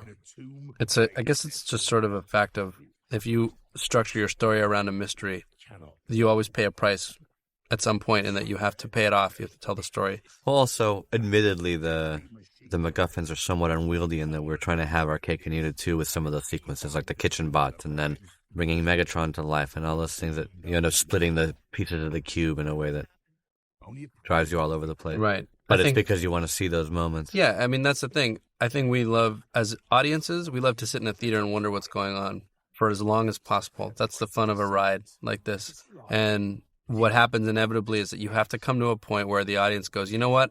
All right, I'm tired of the mystery. I need answers now. And knowing when to drop that in is very, very tricky. But usually you end up with a scene where someone has to come and tell you everything. In the first Transformers movie, it was the scene where the Autobots land. We had an hour of mystery of what was going on around the world and what was it all about. And when the Autobots land and tell Sam, we always knew that. And that, again, was another scene where that we'd been, we were rewriting until 2 weeks before release. It's really true with these scenes that your first draft almost never stays, because when you have so much information, it's easy to tune it out. It's just very, very easy to tune it out. And it's important to watch scenes like this with test audiences, because it gives you a very clear indication of what they're not hearing. So afterwards, you can ask them questions about certain plot points, and did you get this, and did you hear that? And they say, yes or no. And then you have to rewrite according to that. It's very, very critical, I think, to the process of telling stories that have so much CG animation in them. Very early on, I think, actually, in the first movie, we toyed with, in one of our early drafts, remember archaeologists finding drawings of Transformers on caves in Egypt, etc. So the idea that, many of the alternative archaeological studies, some people think that aliens visited a long time ago, and some of the art and things you see represented in pyramids are similar because of some ancient influence. And so that whole theory, it was behind the idea of linking the pyramids and ancient artifacts to the Transformers. It's worth talking about Ian Bryce for a minute, who's been our producer on The Island and on the two Transformers movies, and did Saving Private Ryan, and did Private Ryan and Hancock, and is as good as it gets when it comes to making things like this happen. I mean, it is not an easy thing to shoot in the Middle East, and there are so many different things you have to go through to get approvals. It's not something that they afford you very often, and you have to be very clear about what your intention is and how you want to portray their country and all the right questions that they ask. Yeah, Ian Bryce is part diplomat, part general, part magic, and never complains. Yeah, and has literally never told us that something couldn't be done, which is all you really could ever ask for. Yeah. Major Lennox, phone call. Here's another funny example of we had a whole sequence written that ended up being condensed down to that one scene where Sam knew that he wasn't going to be able to pick up the phone and call the soldiers. So we wrote this whole scene that Michael was literally about to shoot until we were doing rehearsals, where Sam called Lennox and Epps' wives. In a coded way. And said, here's what I need you to tell them. And then they called their husbands in a coded way, told them how to get to the location in Egypt. And it was this whole sort of funny gag where the language of marriage was being used to convey information. Nobody cares. So, anyway, that all went away. So, These two reunited from the first movie. We always kind of were inspired, actually, from the very first movie to know that the military presence was going to be significant in terms of how the world would really react. And there's a great series of Transformers versus G.I. Joe, actually, where they're at first are enemies and then they team up. And that's very much kind of what the two movies represent. They'll make that movie one day. Well, G.I. Joe, as we're recording this, is about to come out this summer. So I'd be curious to see how that I can't wait to see it. goes. I'm really excited. And if so, then crashing these into each other would be a great thing for you to do. I met Deep Roy on a movie that I produced in Chicago. And he's a great guy. Very funny guy. And it was a way to have some fun with the scene. My favorite bit is right here. He's rounding the corner and he looks so stern. But my favorite bit is when he touches the alien like this and just drags his finger across. What's great about a movie of this size is that there's room for everyone's sense of humor, including Michael's. me and my family. This is my family. This is my son, my other son, my daughter. We're tourists from New York. New York? Yes. Yes. 50 kilometers. Look like the guy who runs my falafel stand. Yeah, thank you very much. New York. I know you're from somewhere. Oh, put it on the wire to the CIA. Decepticon. So this begins hour 4 of the movie. No. Michael would even admit that he wishes he had another week or two in the editing room to trim it down. You know, the dream is always to have 2 hours, but we just had too much material. It's amazing the movie got released in time, frankly. Yeah. Be part of the landscape. So those really are the pyramids at Giza.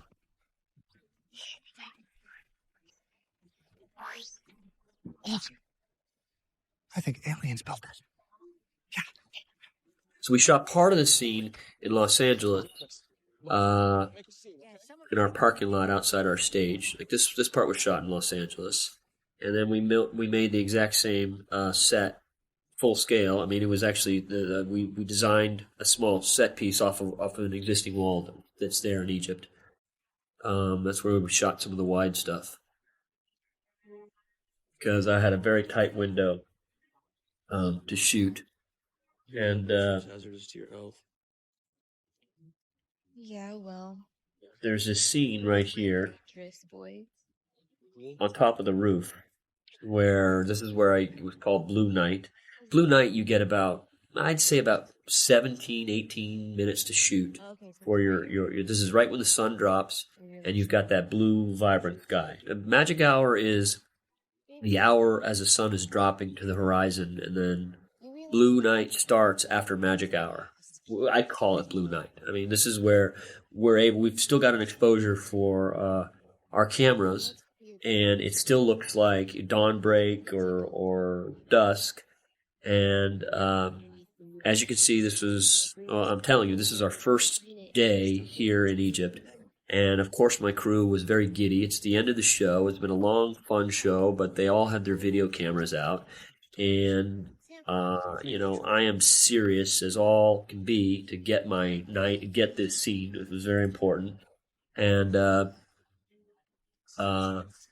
kept looking around and I kept seeing crew members kind of not hopping to it and taking pictures of each other. And they were on the roof. They had the nice pyramid behind them. And it was a big social hour. And literally I had to raise my voice. I said, anyone pulls their video camera out again, they are getting on a plane tonight and going home. Okay? It's also called the Three Kings, and the reason because for it is the Egyptian kings who built the we almost got the scene until obviously now it's nighttime for her. I'm telling you a gaffe in the movie, and here it is right here. You don't feel it, but I'm just telling you as a director, this is when we ran out of night. And the problem was we only had 2 days here because it's very expensive to shoot there and do the company moves that we were doing to different parts of Egypt and then moving on to Jordan. It was a very tight schedule. Bail out. All right, team, grab your shoes. Bail out. Familiar with the standard MC4? Of course not. You never jumped out of a perfectly good airplane before. Wait a minute, is this really happening? ILM says that I go up there more than any other director. Now, I don't know whether that's what they say, but I like going up there because that's where they get more instantaneous feedback. And the thing that screws an effects house is if they don't have access to the director. Some directors don't care about effects. I care about effects. I care about them a lot. And that's one of the magic things of this movie. These things look so friggin' real. You know, we're raising the bar of effects work. Because I am one known to push effects houses, quality and whatnot. And part of the thing with effects, you have to be on it. You have to be on it all the time. And it's always time. Time is always your enemy with effects. So some directors go off. Oh, I'll see the shot when it's close. I'm like, I want to see the shot like as it's being developed, what conceptual stage, how we're going to do it, what's the way to circumvent time, what's the way to make it really good. So you want to be on top of all that stuff. You want to get your animation locked in so they can start refining more light and work on the stuff that's really going to make it that 100% shot. Plus it out, we call it. So day one, you're on that job. You are focused on effects the whole way through. So it makes my job as a director just more, I guess, time-consuming because besides directing the movie, you now have to focus on all the minutiae of all these shots. I mean, we call them visual effects, and I love how writers just say, oh yeah, ILM did all that. They don't just magically show up. These are shots we've worked on sometimes for 18 months. And I'm talking about we work on it every week. And, the amount of input, the amount of time we've spoken about some of these shots just drive you nuts. It's got to be around here somewhere. Hi. Tough shooting in a terrain like this and getting your crew 35 helicopter loads up to a place like Petra up here. What makes it so tough is the only way to get up here is helicopter. There's no way to carry your stuff up. This is the top of Petra. Steven shot Indiana Jones at the bottom. Amazing.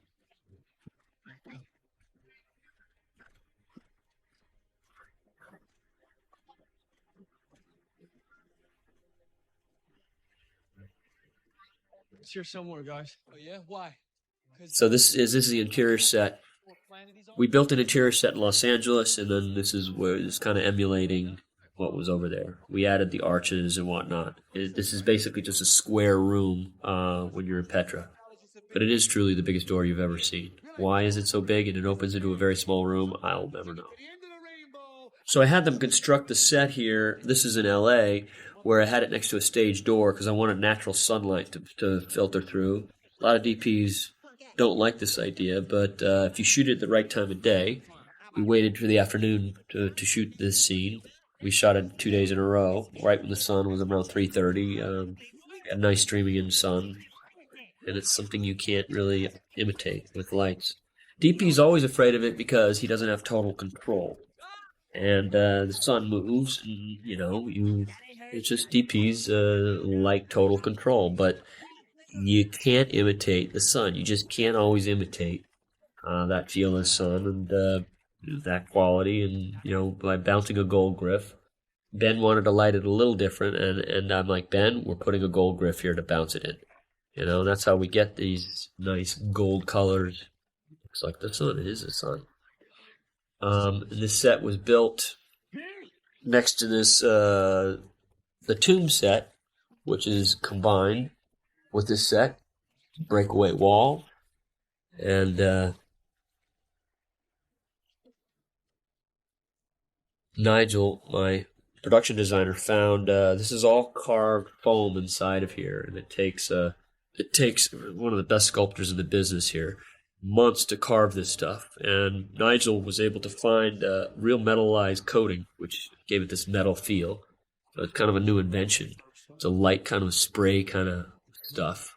They were very excited about it. I mean, when I saw the look of it, I was very excited about it because it really makes it look like metal and it's not painted. And it was very small. We're using flashlights here. We had a few little lights on the side, but the actors are actually lighting each other. And we're telling them where to put their flashlights and move them around. And then we had some additional ones that Ben or I would kind of move around, and they were lighting each other. It was pretty fun.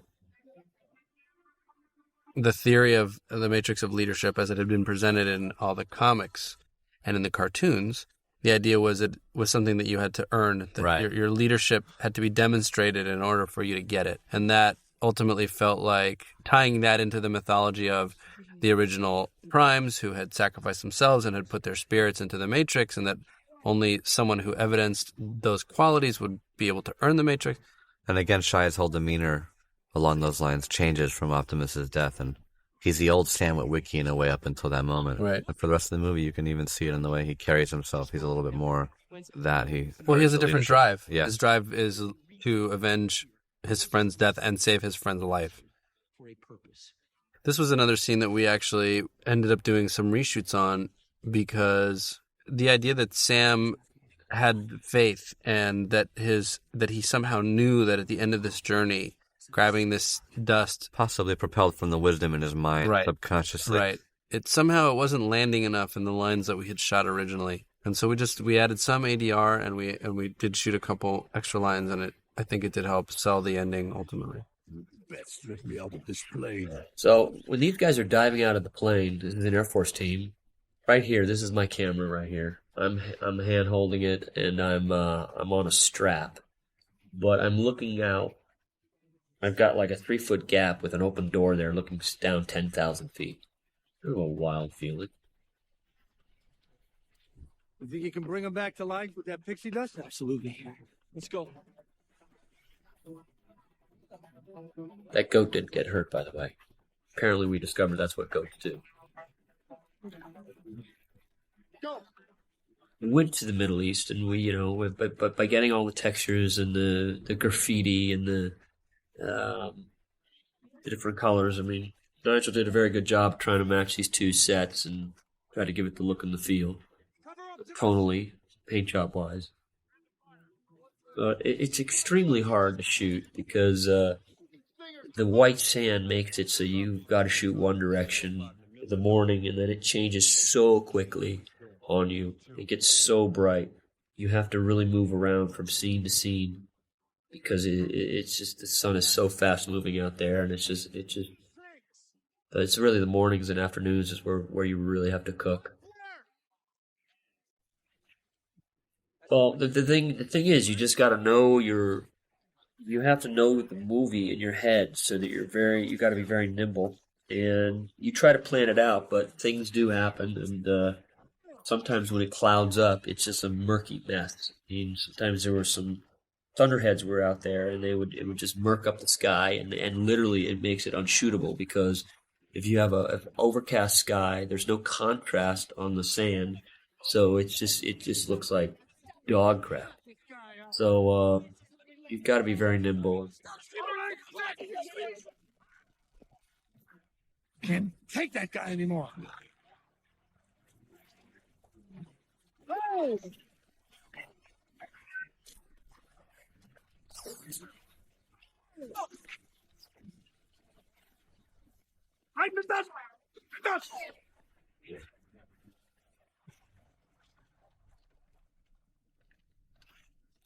This was a very tricky sequence to put together because Michael, when he went scouting, saw a bunch of locations that he knew he wanted to shoot at.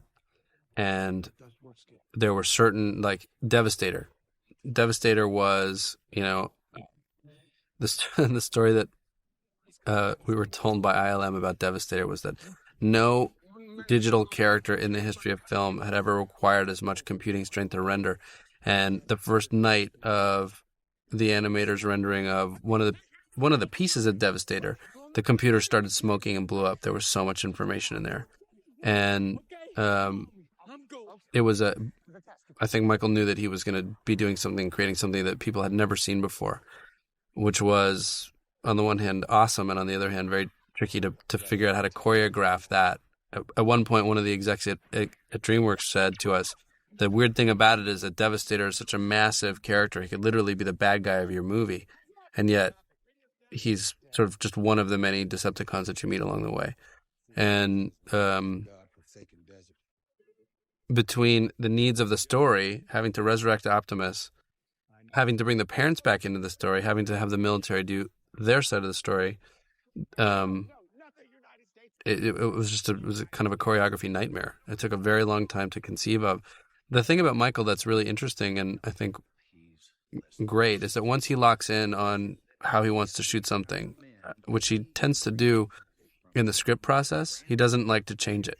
He really has a hard time with that. So when the studio came in, well, especially when there's no time, right? When there's no time, and he also knows what he does really well. So a lot of the choreography of the sequence ended up, kind of coming as a direct result of his scouts and what he wanted the movie to feel like. We got a couple miles. When we saw the first couple cuts of the movie, the third act was incredibly long, and I think the key for us was always to keep reminding the audience of the big emotional goal of the third act, which was Sam is trying to get to Optimus to resurrect him, and the danger of a lot of the explosions and just the amount of chaos that's going on around it is beautiful as it is. It's amazing, and again, only Michael could shoot something like that way. Is that you can sometimes forget what the big emotional idea of the story is. A shot from Eagle Eye, by the way. Right on. Yeah, one from Mission Impossible 3 earlier. So that's a tricky thing. Both movies that Alex Kurtzman worked on, by the way. You were there too. Oh, right. Anyway, that's a hard thing to do, and I think that's it feels like in post our job is mostly to keep pushing on those buttons. It's just what's the big emotional story. And yet simultaneously I'm reminded of a quote from Full Metal Jacket where Matthew Modine says, I always wanted to join so I could go to foreign places and explore new cultures and meet new people and kill them and blow them up. What do you think?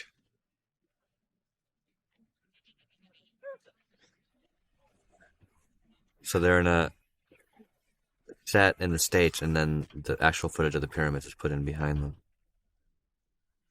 Uh-oh. Master, sorry to be the bearer of bad news. And they actually let Megatron film on the pyramids. We were very lucky that way.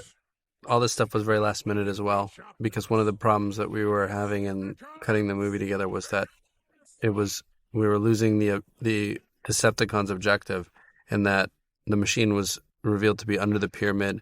But how do you turn it on? Well, you need the Matrix to turn it on. That's why they've been going on this journey the whole time. There's like 6 MacGuffins in this movie. It's insane.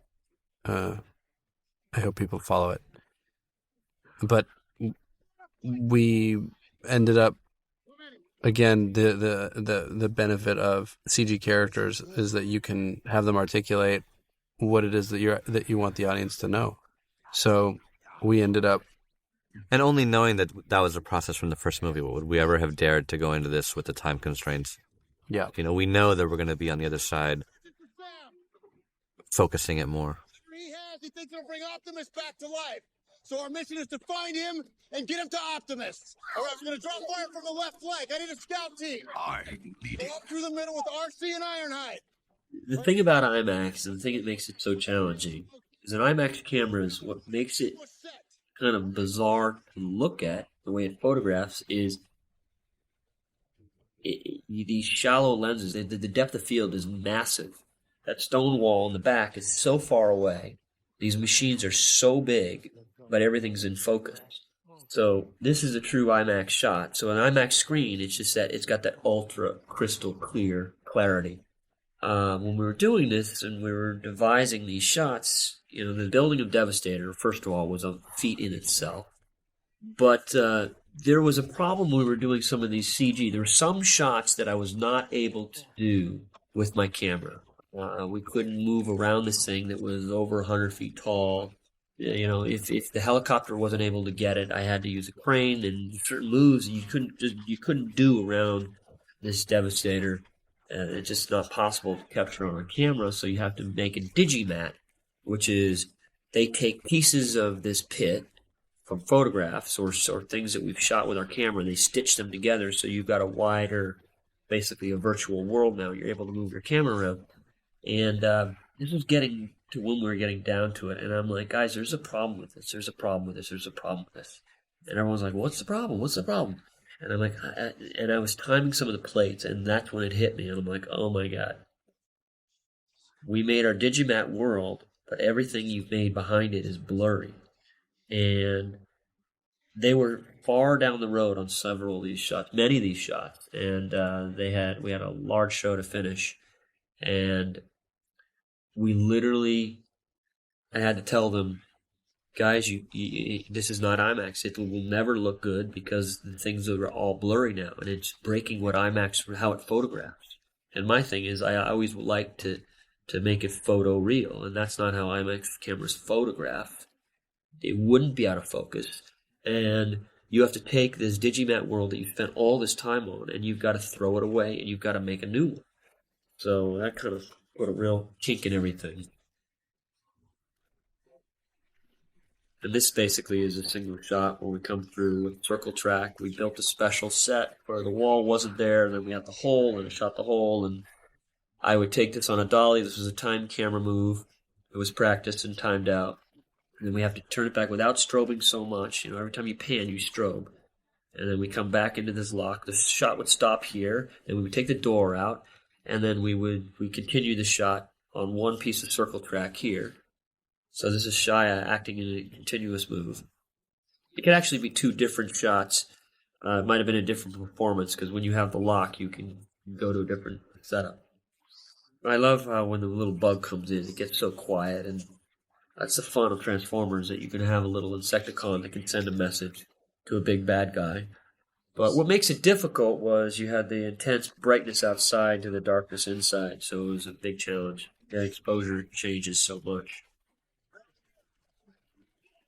People asked us a lot about the Dinobots and why Dinobots never made it into the movie, and that was the one thing we could never justify. Yeah. Why anyone would need to disguise themselves as a metal dinosaur. I think even other dinosaurs wouldn't fall for that. But maybe they would. Hey, that guy looks different. So the fan argument would be because dinosaurs are built for destruction, and it's actually that could just be one of their modes for just maximum carnage. So we pass that on to whoever ends up writing Dinobots the movie. Writing Dinobots. Mm-hmm. Or as another fan mentioned, an Autobot or a Decepticon lands at a monster truck rally and scans Truckosaurus Rex. RC originally was going to be one character that combined into a single thing. I loved that design. Yeah. Yeah, the idea was that three motorcycles would essentially jump on each other's shoulders and would speak become as our one. first female Autobot. And then Michael decided to kill her. But he killed one of her. Or all three of them? All three of them. Oh, did all three of them die? I think they did. That was a late decision. Yep.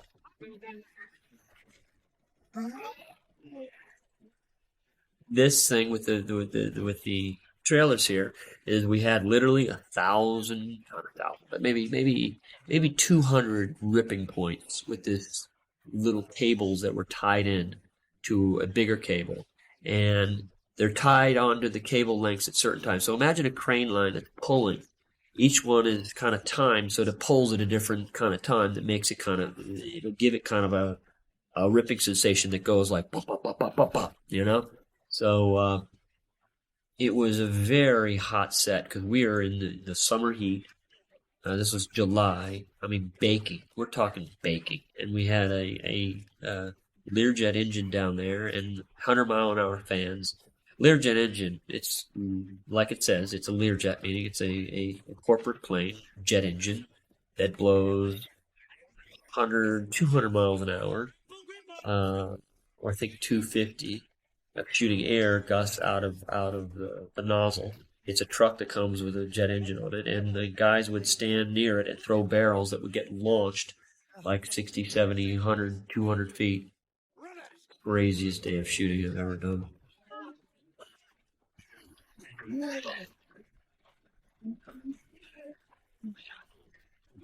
You're never eating me. Gonna bust your face up.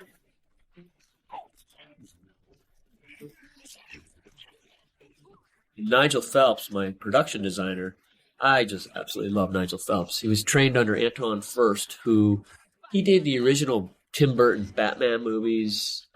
Nigel was an incredible sketch, just incredibly well, which is so rare for production designers. But he's got a book the size of like a 4-inch little notepad, and he writes with his little fine little architectural pencil. And he can show you his designs. I worked with him on the island. I've worked with him so many years. I've worked on videos and whatnot. But he would draw a sketch about be the size of a postage stamp. He said, "Yeah, I'd like it like this. I'd like it. It'd be like this. It'd look great." And then all of a sudden the set is like 3 football fields long. And I'm like, "Dude, what are you doing?" And he show you this little postage stamp, which is, I think this is his way of getting away with going over budget. But anyway, made sure he didn't go over budget this time. But he built a great set in New Mexico. It took us about 4 or 5 months to build. Anyway, we built this maquette. A maquette is a miniature model of what the town's going to be. We first started out with Google Earth, and then in terms of where the sand dunes are, and then we did, I think, more helicopter shots of the area, so we can just lay out how far and how long the set was. I think our set was like 900 feet, 1,000 feet. Largest set I've ever worked on. And actually building pillars, they just don't build them that high in movies nowadays. When you talk to John Hoskins, those pillars are, I think, 40 feet tall. Incredibly thick. And so what we did is we fly out to the location, and we would put markers out there, like different cones and whatnot, so that we can kind of see how far we want our set. And then we build our maquette, which is a model which is probably, I don't know, maybe it was 18 feet long, where it was when we sculpt miniature pieces and we'd start placing the models around. Once we identified the style of what we wanted our set to be, in terms of the different illustrations and stuff. And then once we have the maquette, we were able to pinpoint where we wanted different explosions, and I was trying to show, it's basically, like using a little army set and saying, okay, this is where the war is going to take place, and this is where our nest team's going to be, and this is where the kids are going to run through, and this is the maze we're going to go through from this shot to this shot to this shot, so that we can actually build all our physical effects, from explosions to breakaway walls to things that crash through to things where I need my cameras to poke through. So we actually built it all into the set. Trust me, it's a very important thing to do that before you're on the set. It saves you a tremendous amount of time. We literally mapped where every single built-in explosion was, and then we had certain pillars that were meant to break and fall in certain ways, and so you can see that happening on the set. Literally, we had this gigantic, we had a notebook full of like, okay, this hit is there, that's there, and it was just a very well-organized set.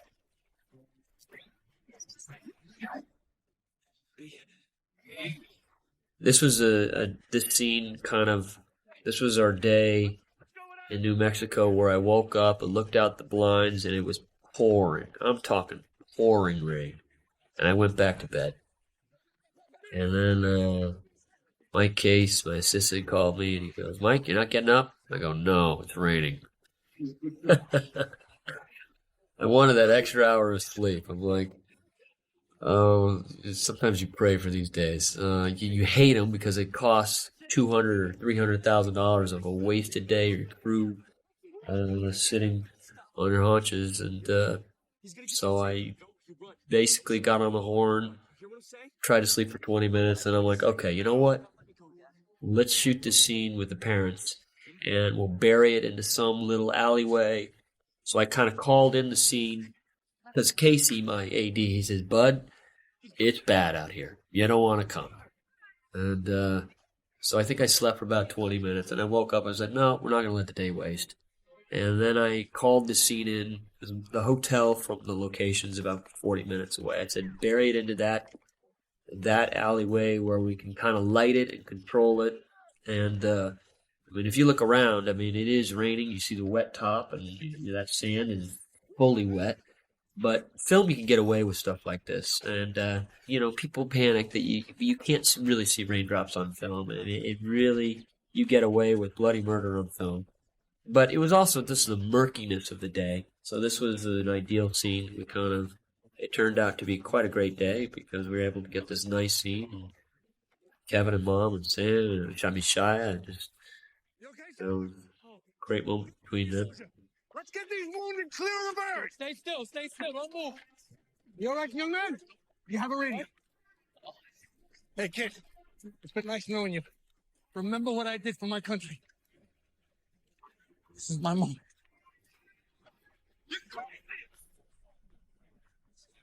TA to station. 2 minutes. Put it on the main screen. Sir, yes, sir. Predator 01.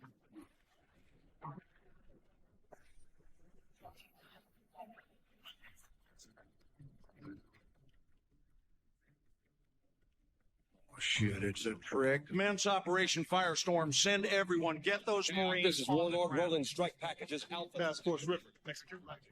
That's me actually operating the IMAX camera with this guy in the yellow suit right there. You have no idea what speed is all about until you're on an aircraft carrier and see these things launch off there. They go from 0 to 160 in less than 2 seconds. The whine of the engine, the sound coming out of that jet engine that is just violent.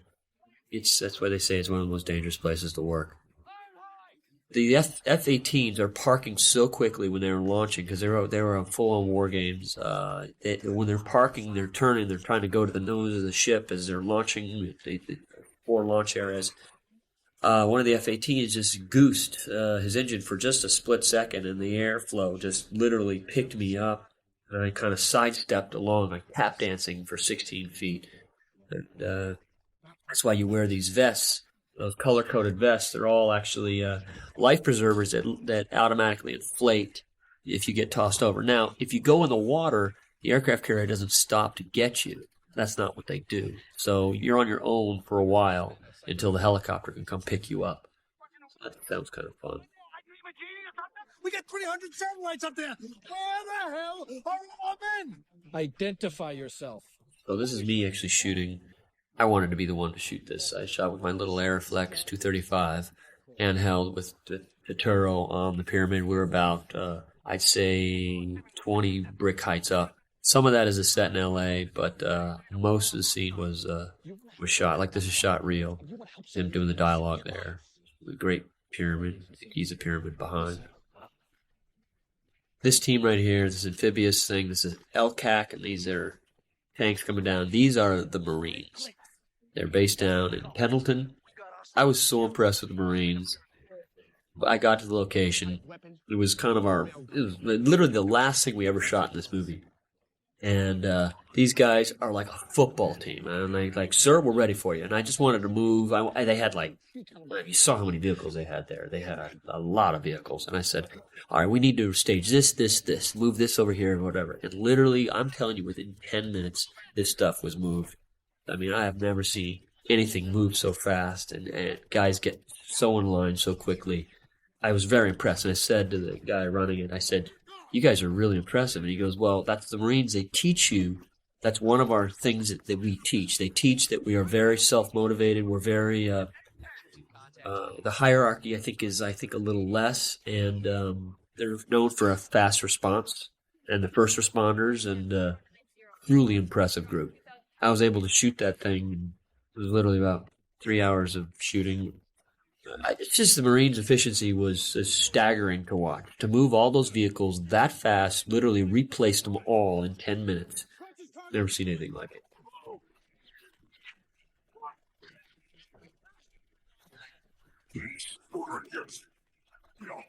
I want you to look at this robot in the front. Look how this little bitch fights. Look, boom, dead, gone. All right, take a look on his arm right there, T-1000. You need to stop your Blu-ray, and you'll see T-1000 tacked onto his arm. Terminator was coming out this summer, and they had the T-1000 robot. The only reason why I put that in as a little Easter egg is because I was walking by when I was at ILM doing my routine, going by every station. I looked, and I said, wait a minute, that's my shot. That was a big robot who was 50 feet tall by a gas station. Wait. I didn't shoot that. Wait. That looks like Transformers, but it's not Transformers. And I go to the guy, and the guy instantly shut his TV set off, or his computer screen off. I said, what was that? He goes, nothing. I said, no, I just saw a robot on there that's 50 feet tall. What was that? He goes, Terminator. I said, are you kidding me? What kind of robot was that? He goes, it's a T-1000. Well, let me just tell you, if T-1000 ever tried to take on Transformers, they kick their ass.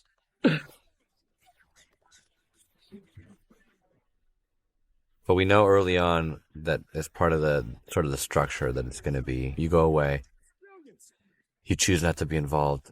That causes the death of Prime at the midpoint. What do you have to do to bring him back? You have to earn the Matrix through a similar sacrifice, essentially. Your friend in Prime came to save you and lost for it, and only in doing the same do you get him back. That's the secret of the Matrix. It also tied into, without hopefully being redundant, the idea in the first movie. No sacrifice, no victory.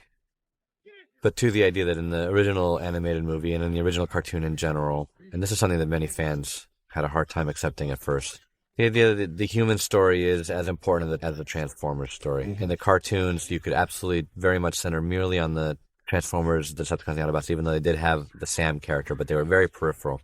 And certainly the show and the comics were not from their point of view. One of the breakthroughs that I think we had to make for live action, one of the things that Spielberg led us to in agreeing that the focus had to be, if you were going to summarize the first movie, A Boy in His Car, that immediately implies that he agreed and understood that the point of view had to be human. And so, whereas in the original movie, the animated movie, the story of sacrifice only applies to Prime, in thinking of the live-action version here in the sequel, then that story has to apply equally to your human hero, Sam. How did the balls come in? I think when we knew he was a Constructicon, that's something you, me, and Aaron came up with. I'm not taking credit for that. But then I think the line of, I think one of those great compromises, like, Michael, we can have a great sight gag, subtle, and he can go, and then Turturro says he's underneath the enemy scrotum. Can't remember. But we're not blameless on all of these jokes.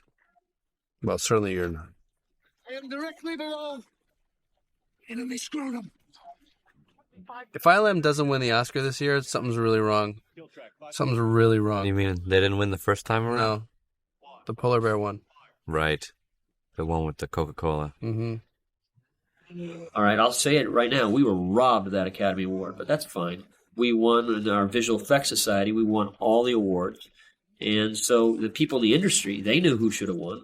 That's what's kind of crazy about the Academy, because they've got all these technical awards, but you've got so many people that don't understand the technical aspects of how hard some of these things are that are voting on it. So it kind of makes it kind of a ridiculous vote. So on T1, we broke so much ground on certain lighting and certain types of hard surface effects. But anyway. I remember Michael, before we had broken a lot of story, Michael responded very strongly to the idea that Sam ended up getting killed by Megatron at the end of the movie. And the challenge was figuring out a way to tie it into the story. He didn't want him to die permanently. He just loved the drama of it. And so figuring out how to tie that into the story of sacrifice was, again, Michael sets these mandates, and then we have to give story logic to it. And I think, for me anyway, the idea of the Phantom Zone and Superman was a big part of what got us thinking about the idea of Sam seeing the primes and going to whatever ethereal other world that was. We had a version of that in the first draft of the first movie. We did. In the very first draft. Do you remember what the context was? It's when he fell off the building. Right, when he fell off the building, right. The cube somehow transported him there. Mm-hmm. It's not that he died, it's that he was sort of space bridged over. Right, it was the fact that he was willing to sacrifice himself. So sort actually, of a similar idea of earning the Matrix, right? Yep.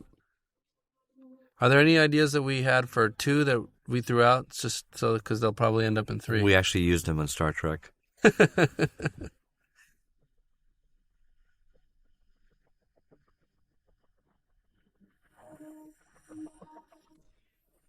I've been in these moments before where I've avoided death either on a shoot or something has come by my head, and if I didn't move my head, I would be dead. Or I've seen things happen on sets or crashes or whatnot, and it is very, very true what they say. The world goes slow motion. The sounds garble. You remember everything in detail, and the world just lows down. And that's kind of what I wanted to do here. Starting with the helicopter, and the way they melded the helicopter to Sam's heartbeat, which is pretty interesting, that Ethan, the sound guy, did.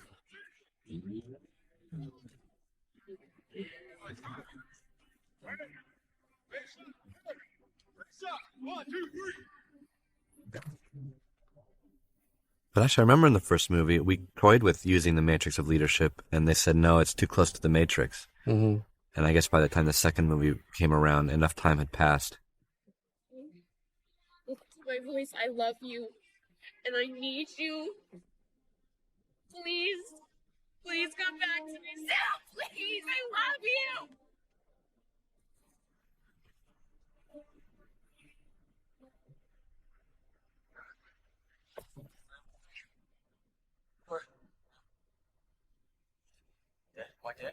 A lot of debate went into this about how much should set up future possible adventures. Although I know in terms of what the Prime said. Yeah, what they said and what they imply, and there's certainly material here to mine. However, I think it was all of our intentions, always with Michael included, in both movies, to just try and do one movie at a time and not. It's very tough to think about anything. Yeah, yeah. We have a very hard time thinking in those terms, just because it feels like 50-50. Sometimes we can, but I think for the Transformers, that's just what we all collectively decided.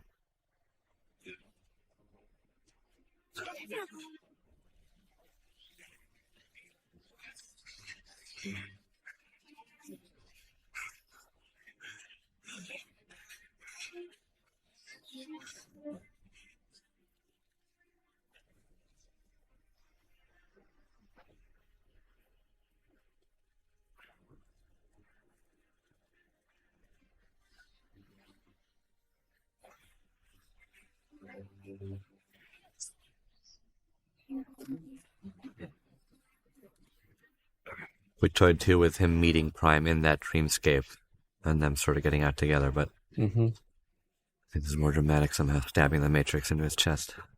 I think we decided against it because ultimately it would be like he was coming back twice. Right. And it was Sam's victory. Right. Don't believe it. I like the design that the Fallen was sort of precursor of Egyptian pharaoh iconography. The other thing was that, at least in intention, I'm not sure how much it comes across now, but the idea was that the Decepticon symbol had come from the Fallen's face. Right.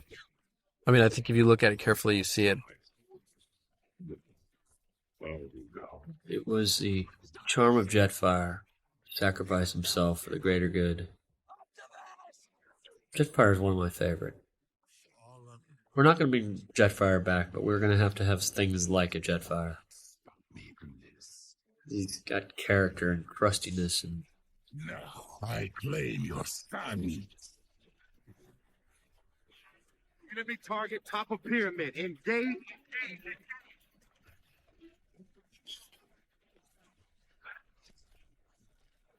In moments will be at firing strength.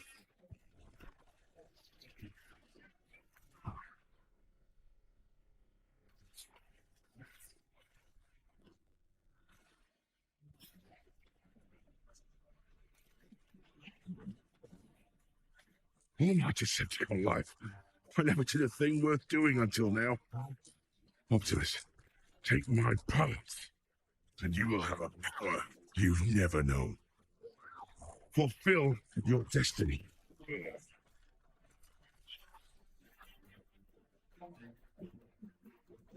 Go. Electrify. Take those afterburners. And I don't remember when we figured out, but I think we knew. If you're a fan of Transformers, you've always known that it somehow seems unfair that the Autobots can't fly. They're always Autobots, and the Decepticons always seem to be jets, and you wonder why the Autobots choose to be Autobots. And so after years of fandom, this is our response to that.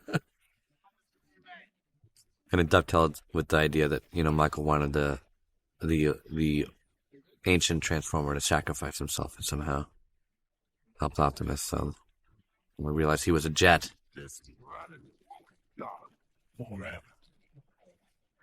It just felt appropriate to have, if Optimus was going to be resurrected, then to give him something extra. Yep. A little upgrade.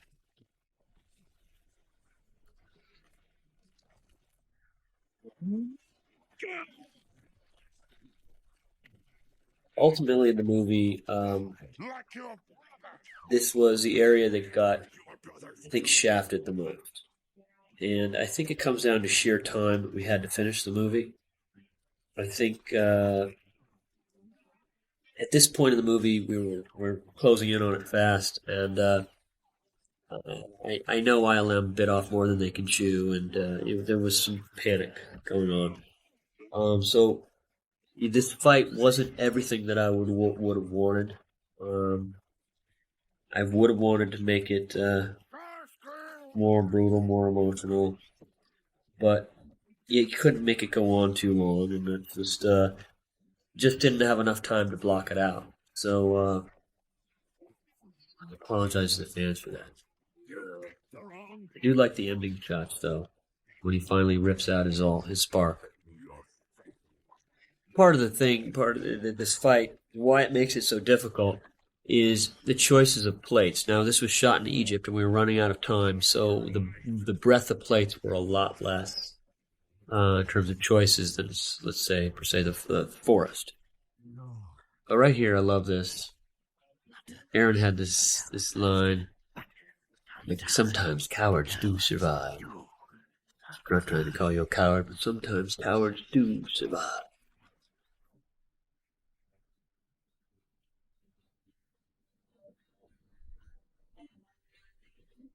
Final shot of Optimus with the music. And you have the three most famous pigeons in the entire world. That is the nose of the Sphinx, where Napoleon's army used a cannon to shoot off the nose, which has been documented. And we've got Optimus Prime posing next to it. Took all this for you to tell me that you love me. You always want to end these movies in a way that's emotionally satisfying and ultimately relatively quick. And on the first movie, people told us that they felt like the movie ended very fast, sort of abruptly. And I was surprised because I always felt like there was so much ending to it. But I think that maybe played into Michael's thinking a little here.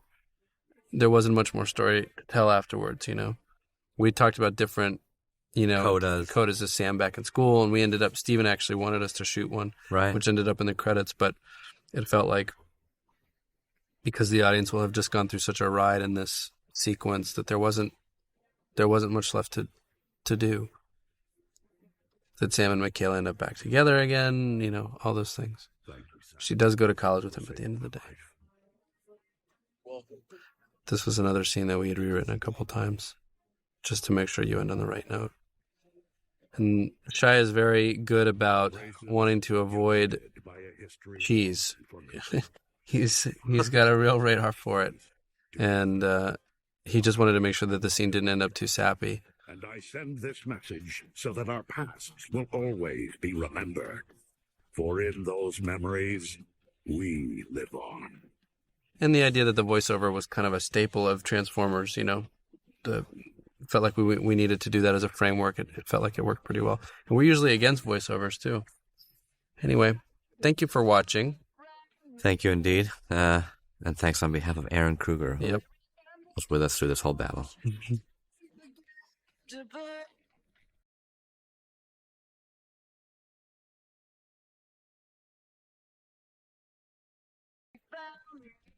Okay. Well, anyway, I want to thank everyone for watching and listening to this. Hope you're having a good time with this DVD. Hopefully we've made it better than the last DVD. That's it for now.